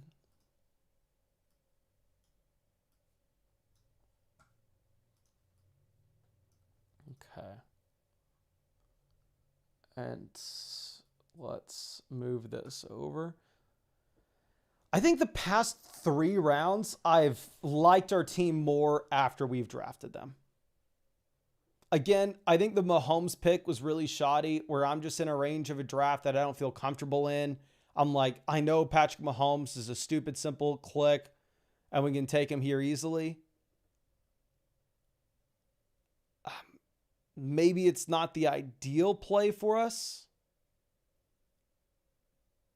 but it is what it is. And I think we may get in another draft after this one, because here's the thing. The editor just texted me that the Flock League video is going to be up in 20 minutes, and I want to be live until it's up, because if I leave this office and go into the living room with the lady, she's going to want me off my phone, and I'm not going to get to watch the video. So I'm going to hide away in here until the Flock League video is live.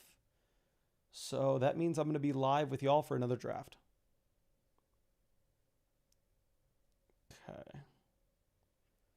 TJ Hawkinson goes.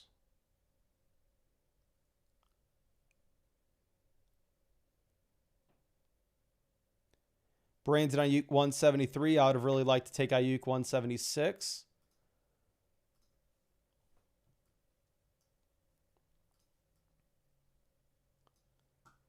Let's see. Schultz is my highest ranked name. Then it's Alvin Kamara, but we can get Kamara on the way back. So let's just take Dalton Schultz as our third tight end here to pair up with Kyle Pitts and Hunter Henry. And then we are done at tight ends. We're going to take one more running back, and then we're going to take 2 more receivers. At least I think so. Let me triple check. Yeah, only need 1 more running back, and then we definitely need at least 2 more wide receivers. Emmett Johnson goes 177. John says, was that the misses in the combine video? That was not Mrs. Flock. Mrs. Flock has brown hair. That was a different lady friend I had in college. Mrs. Flock was actually recording that video at the time.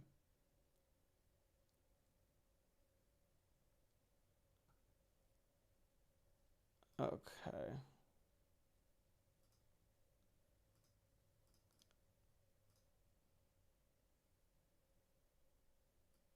Greg Dulcich goes 183.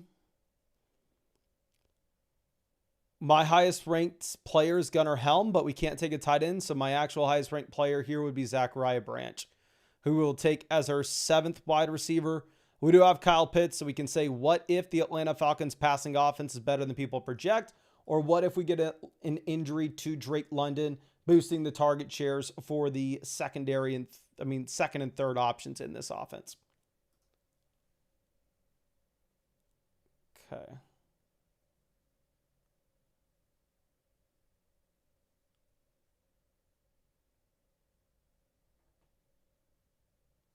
King Roofs is not even married and already hiding from the wife. I love it. Well, I'm obviously very biased, but the Flock League is my favorite YouTube video on the planet, watching as like just a fan. And of course, when the editors make it, I don't get to watch it at all. It's not like I'm with them. And the editor who worked on this lives in Canada. So I don't get to watch the video until it comes out. And if it drops in 20 minutes and I don't get to watch it tonight, I'm going to be pissed. I want to watch it. Okay. We have Nicholas Singleton goes 193. And yeah, we need 1 more running back. I like that we waited so long in our 5th RB, though, to just play catch up on wide receivers that most likely have roles in their respective offenses.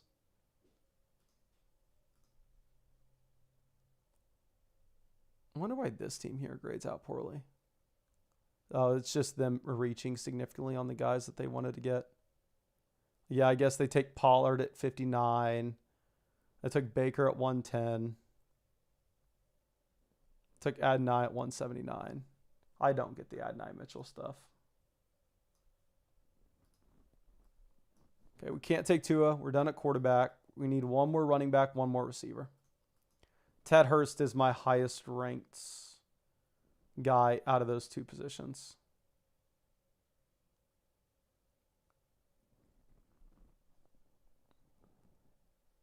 Ted Hurst goes. Guess we'll...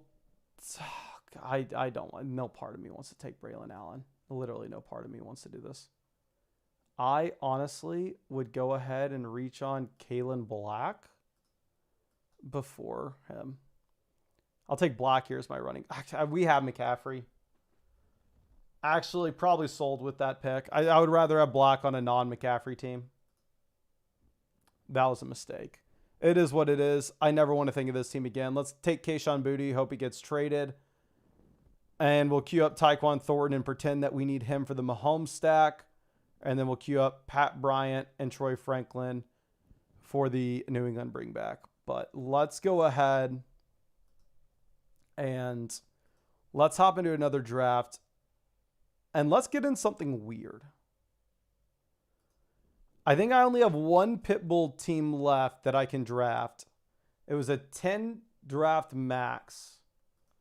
So I'm going to go ahead and enter in here. This is the $20 buy-in if y'all wanted to join.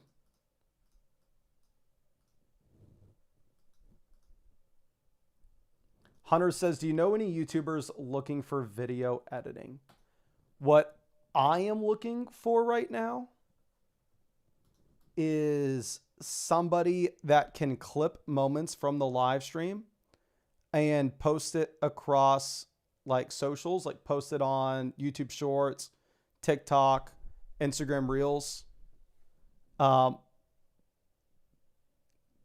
Clip moments from the Flock League videos and post those. I'm going to be honest, that's not a full-time editing position, or at least it wouldn't be when you initially start.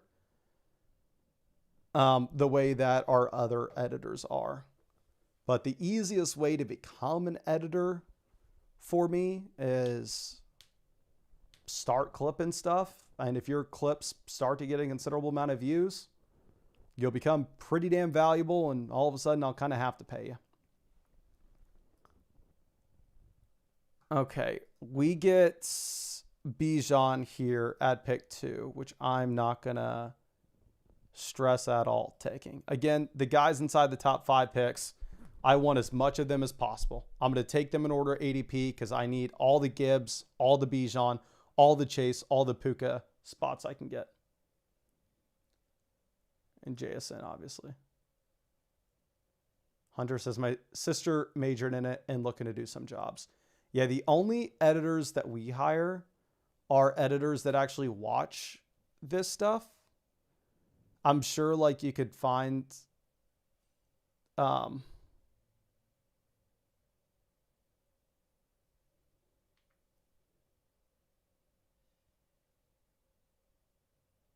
sure we could find somebody like that'd be cheaper than the people we pay, but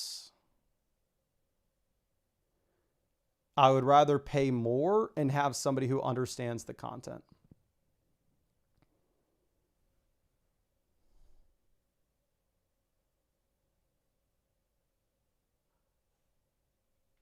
Okay. Jonathan Taylor goes at 9.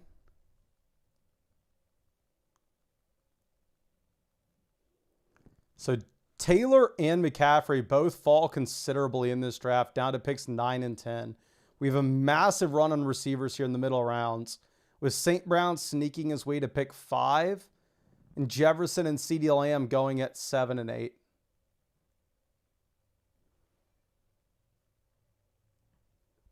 This team at 12. I swear this team is in every draft with us.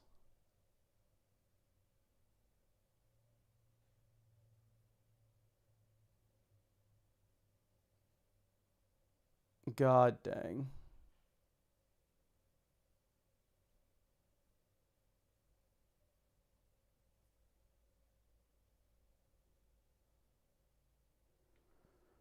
It sounds like there's a video. Issue. Let me swing this over. Okay.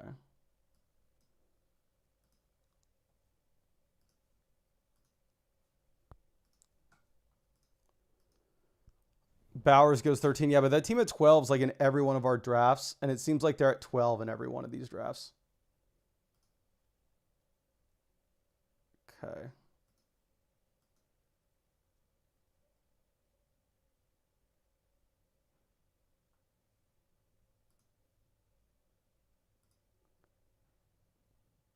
Okay.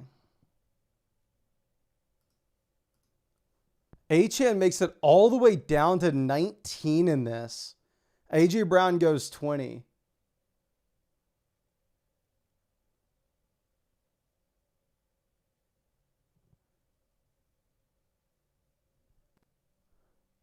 Drake London off 22. My highest ranked player is going to be Nico, who we are going to take, and we're not going to think twice about it.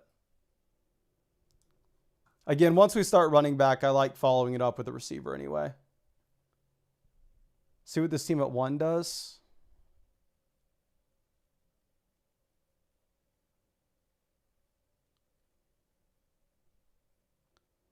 Pickens goes as well as Rice. Now my highest ranked player is going to be Jeremiah Love, who I'm going to take at 26. Garbage offense. Competition in his backfield. Bijan fell flat as a rookie. Genty fell flat as a rookie. But those guys went in round 1 as rookies. Here we're getting Jeremiah Love in round 3. Okay. Neighbors goes 27.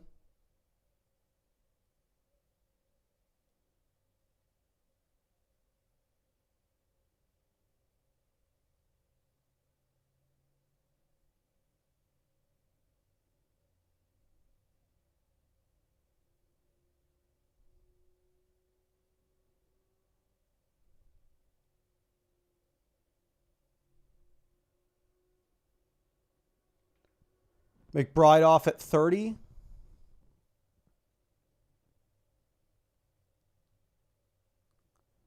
Olave goes 31.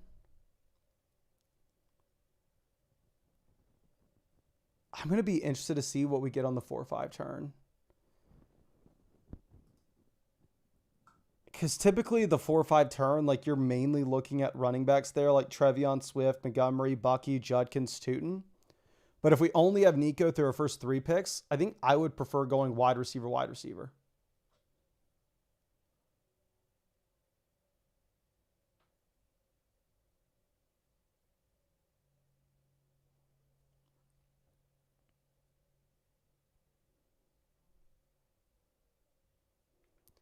Josh Allen goes 35. That's 2 affiliated who's actually in this live stream.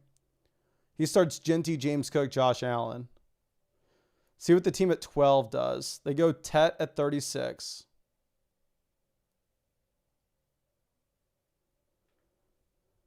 Glad goes 37.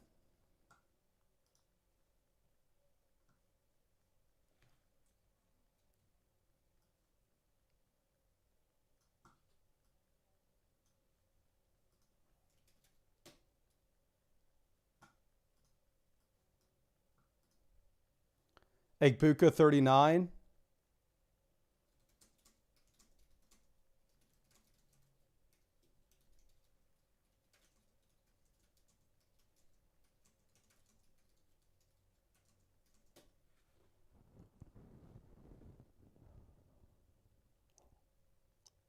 Javonte falls a while here. I mean, this is where Javonte used to go in drafts, but not so much anymore. Terry goes 41.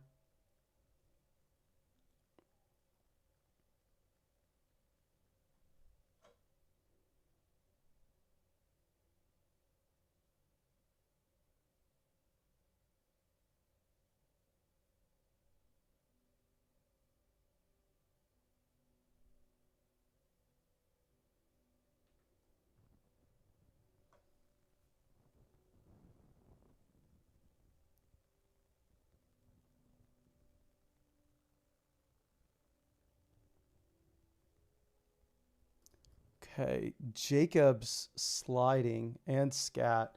We may be put in a really awkward spot here. Loveland goes 45.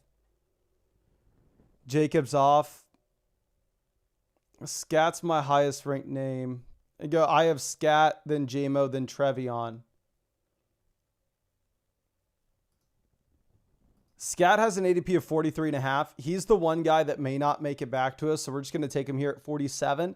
This may have us only taking 4 running backs in this draft, and we're going to take we're going to take Devontae Adams here at 50. And if Adams goes, we are going to panic and probably take Carnell Tate.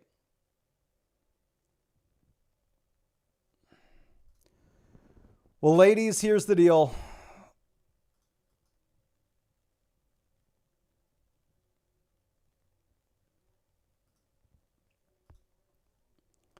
We're going to take Montgomery for the uniqueness, pair him up with Nico Collins, and then now we're going to be boxed into a hyper-fragile build where we are not taking another running back through the rest of this draft. But god dang, this sucks. This team is going to grade out horribly. And the Ladsters is setting the tone. Yes, we are setting the tone here.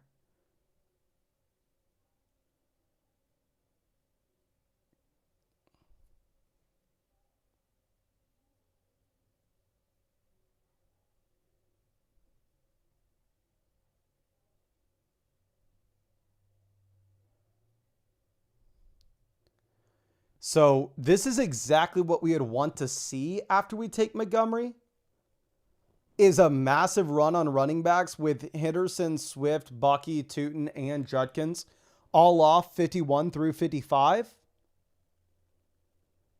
Because we just frankly need wide receivers getting pushed down to us. We need these running backs pulled up. But, I mean, even if that happens, our team's still probably garbage.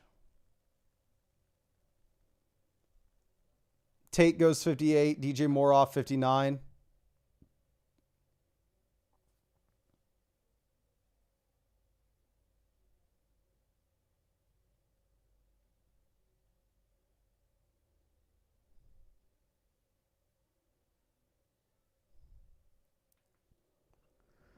And yes, Danny Ladd is out here. It just got real. And I wonder, I'm trying to figure out, so the Flock League video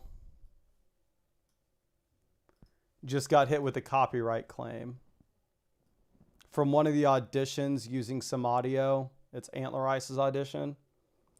So we're trying to figure out what to do if it's going to mess with the video and the algorithm. Because like, I honestly don't care if we don't get the YouTube ad money from it. That doesn't really matter. But what does matter is making sure that like YouTube's still going to recommend the video to people.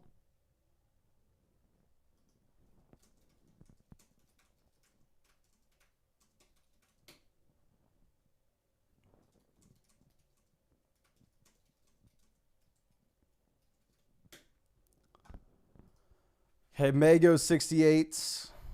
Is that, yeah, that's to the A.J. Brown team. Hurts off 69. Burrow goes. We're going to have to take Mekhi Lemon, and we're not going to think twice about it. Like, the conversation that would potentially be interesting is if, like, Jalen Hurts made it to us at 71.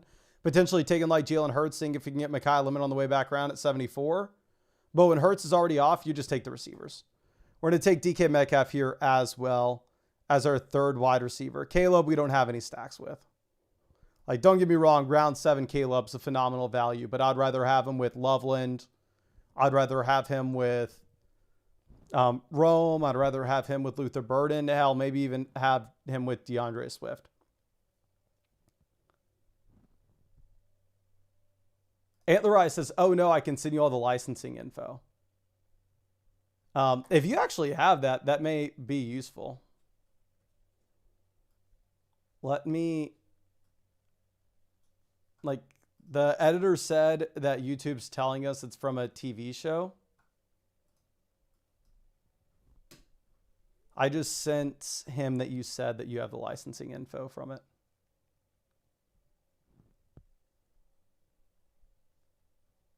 Caleb makes it all the way down to 79 in this draft. Justin Herbert goes before Caleb. This team at 7, Danny in the chat, I am sure, is drooling over it. Danny says, have you seen my updated exposures? That was after 100 BBMs and 20 more slows. I'll look at them real quick. And Rice says, I do have the licensing 100%. Yeah, can you send that to me in an email, my guy? I know I already have your email. And maybe that would help. Just because I'm afraid, like, because the editor said that it was the best part of your audition, so we don't want to cut it. But also running it with the copyright flag on it, I don't know if it's going to F with the video. Thank you, my guy. Okay, so Trevor Lawrence off at 84. Harvey goes 85.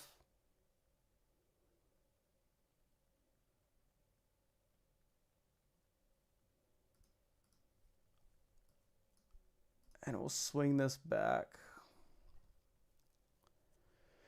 So in terms of our quarterback options, very few for us that would provide us any type of stacks. Dak Prescott makes it all the way down to 88. That team with Javonte takes him. Addison goes 89. I would have loved drafting Addison if we had the opportunity. Running backs are completely off our board. We're not allowed to take another running back. We are only QB, wide receiver, and tight end. Mahomes goes 90.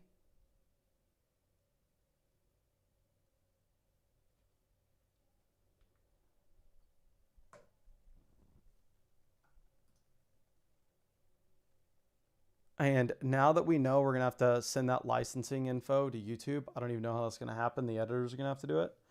Seems like that Flock League video is not going to go live. So let me give away the free flockfantasy.com season pass.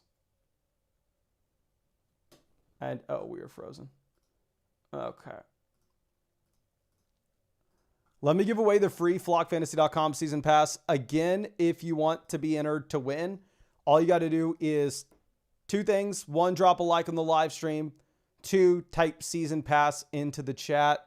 And then we'll go ahead and spin the wheel and get one of y'all that free option. Okay, so Sam Laporta is my highest ranked non-wide receiver. So we'll take Laporta here.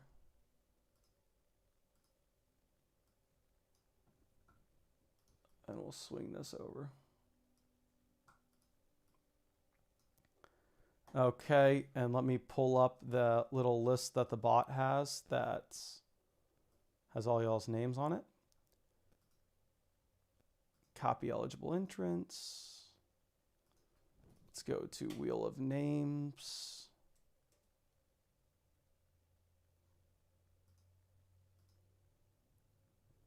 And let me get ready to give y'all a free thing.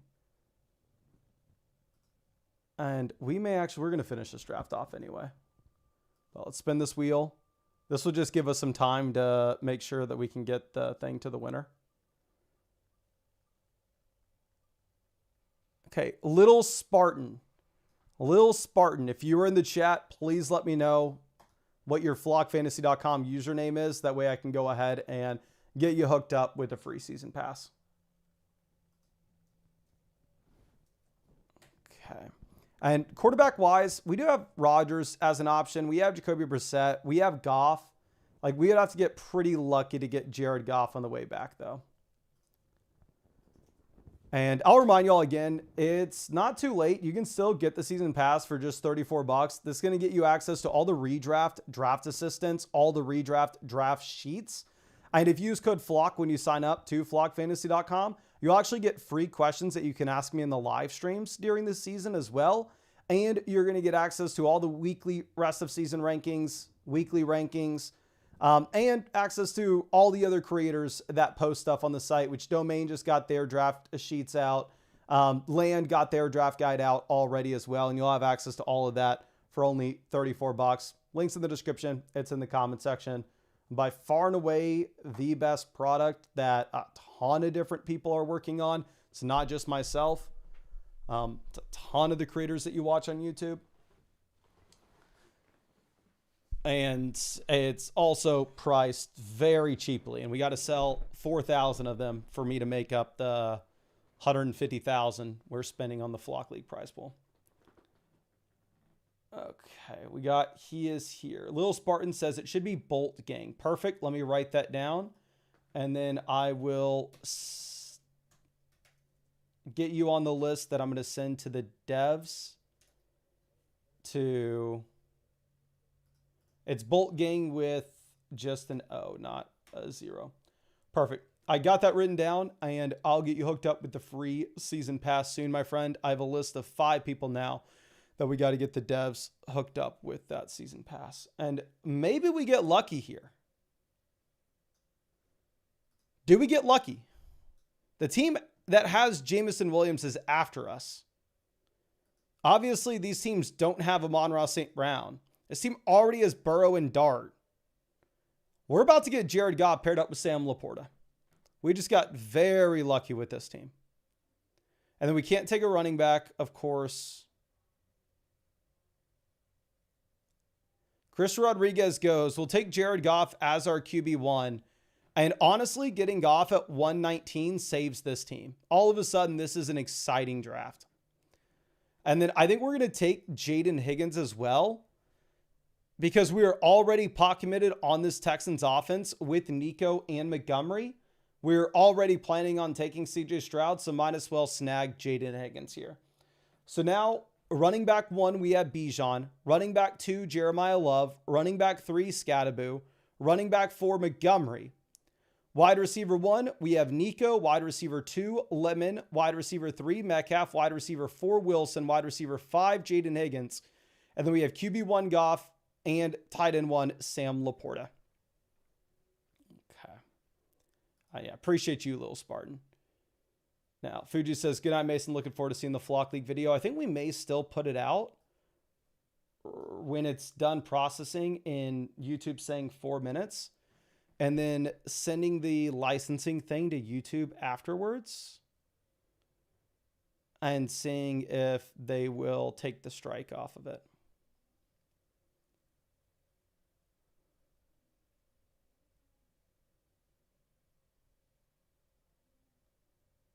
Yeah, so I think we're still going to make the Flock League video live tonight because I just want to watch it. I don't want to wait. Okay, Jake Furr goes 129. Kelsey was the highest ranked player according to ADP when we took Jaden Higgins at 122. And Kelsey did slide down to 127 in this one, but he did make it to the Mahomes team. Which would have been nice if that would have happened in the last draft when I took Mahomes, but it is what it is. It is what it is, ladies. Okay.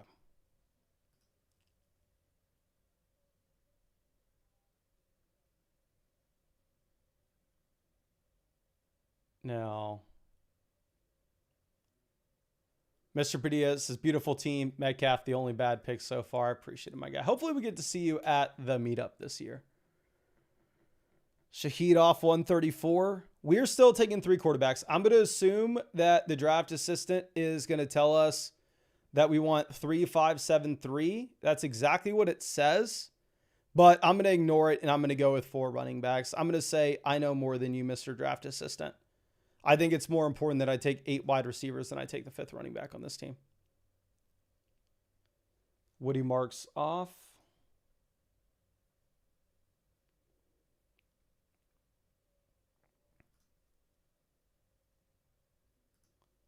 Khalil Shakir goes 137.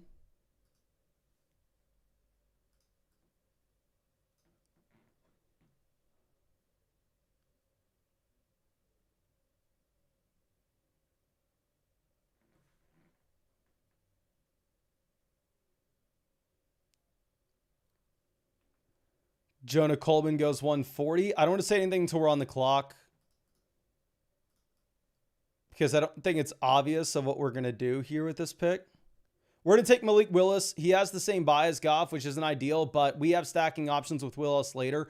And he has rushing upside that we don't really care too much if we don't have him stacked. And then I think we're likely to get Stroud on the way back anyway. I like this team a lot. For this to be a hyper fragile build, it's never my main strategy going in is to invest this type of capital that we did into the running back position with Bijan, Jeremiah Love, Scadaboo, and Montgomery all in the same squad. But we have those 4 running backs. Quarterback, I think we have a good QB group. We have Goff, Malik Willis, and CJ Stroud. I think we're going to get enough quarterback points here.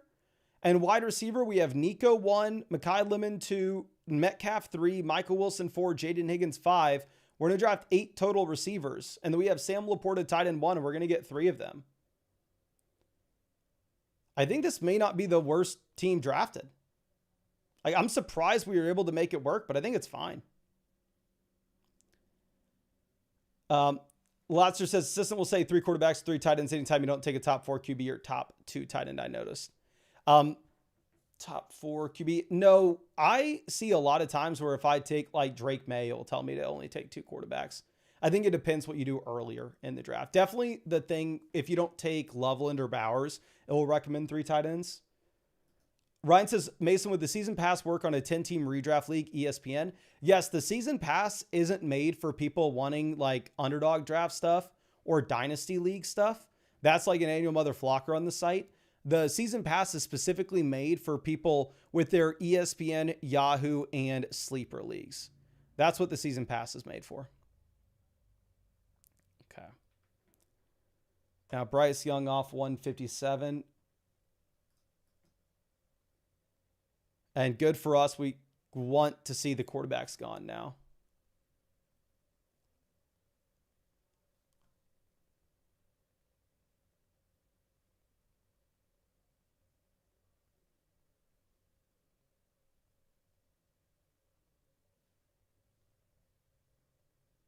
Okay.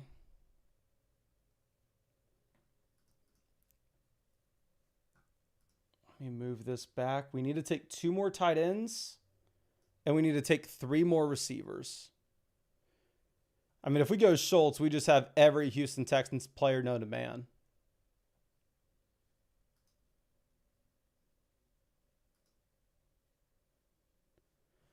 Antonio Williams off. Charbonnet goes 162.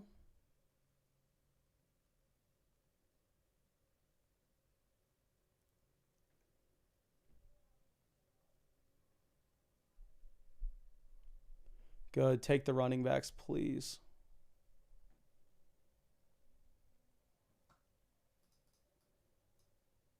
Again, we're only wide receiver tight end, so I'm going to change that on the assistant too. My rankings have Jawan, Debo, then Ayuk. The ADP has Jawan, Debo, Schultz, Tesla. Regardless, we can take Debo here at 167. And then I don't know if this is the draft in which we want to pull Ayuk up the board like we do in every other one.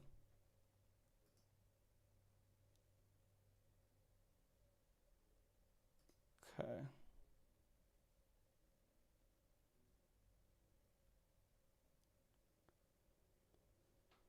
We'll take Schultz here instead, and we'll just have the full-blown Texans onslaught.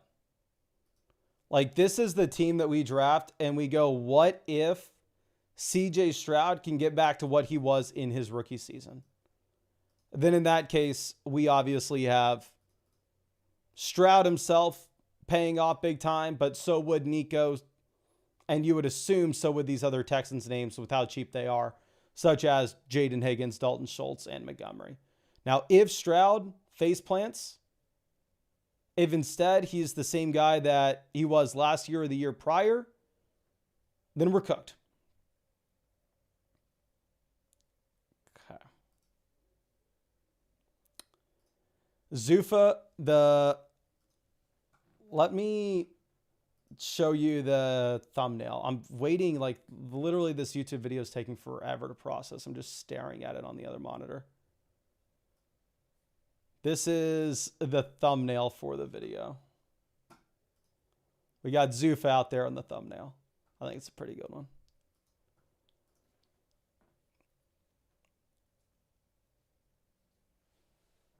Ryan says, so what does the league season pass come with? Because I don't want to lose my league and do the punishment. So it comes with all the redraft tools, right? Like the trade calculator, range of outcomes, start sit, tools. It comes with all your draft assistants for ESPN, Sleeper, Yahoo. It comes with your draft sheets. It comes with your in-season rankings for both weekly rankings as well as rest of season rankings. And then again, just primarily any redraft tool you can think of is with the season pass. What is not with the season pass is stuff for your dynasty league or your best ball leagues. That instead is with the Mother Flocker membership. See if it says, why am I low key looking like a snack? Good question, my friend. And honestly, I may just run the premiere right away, even if it says video processing is taking longer. Like, I need to watch this thing.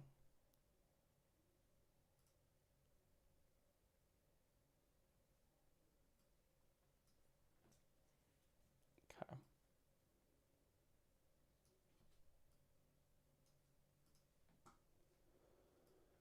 Sean Tucker off at 186.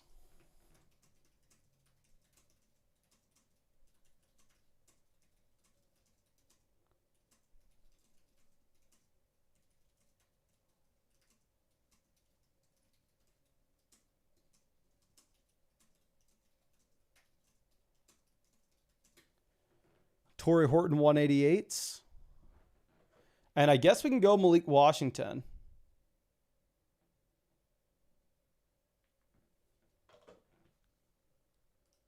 Because we have the need still at wide receiver. He does stack with Malik Willis for us. And even after we take him, we're still going to be drafting one more receiver because, again, we're only taking 4 total running backs.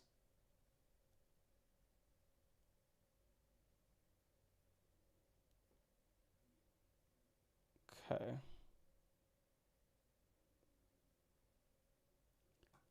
Then after that, I think we are most likely just going to take Frymuth as our third tight end because Ted Hurst, in comparison to the round 18 wide receivers, I think is comparable.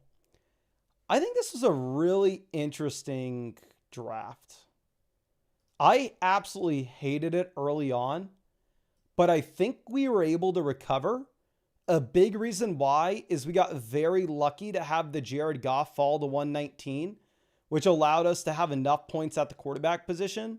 Again, if we didn't get Goff that late, I think it would have been a very different story. Very different story. Okay. And then honestly, F it. This may be a horrible call, but I can't wait any longer. I'm going to premiere the Flock League video right now where we go over the auditions and we look at... I can't do it. I can't do it. If it was only my channel, I would, but with the other creators on it, I can't risk it. If I botch it and the video is not ready, that'll be a tough combo I got to have with the other people and why it flopped. So I think what's probably going to have to happen is the Flock League video is going to come out tomorrow, which absolutely sucks. But you can tell I thought it was coming out tonight because we got in the 4th draft because I was trying to stay up to watch this thing. Which absolutely sucks. I really wanted to see it, but it is what it is. Can't do anything about it. And we will hopefully get it sooner rather than later. But I think we'll probably call the stream here, ladies and gentlemen. I may be taking a disgusting Caleb Douglas, Jalen Tolbert pick here in the last round. I appreciate y'all hanging out with us. I really wish I had a Flock League video for y'all tonight, but it looks like that's going to be a tomorrow thing. It is what it is. If you want to make sure that y'all see that video, just make sure that you are subscribed to the Flock League on YouTube, and you'll get that video when it comes out. But again, appreciate y'all. And Zuffa, you're West Coast, bud. I know it's 8:46 where you're at right now. And Sports Jumper, it's not too late at all for submissions. You'll see that in the audition video tomorrow. We kind of explain all of that setup. But appreciate y'all, ladies, and really hope I get to see y'all in the live stream tomorrow night.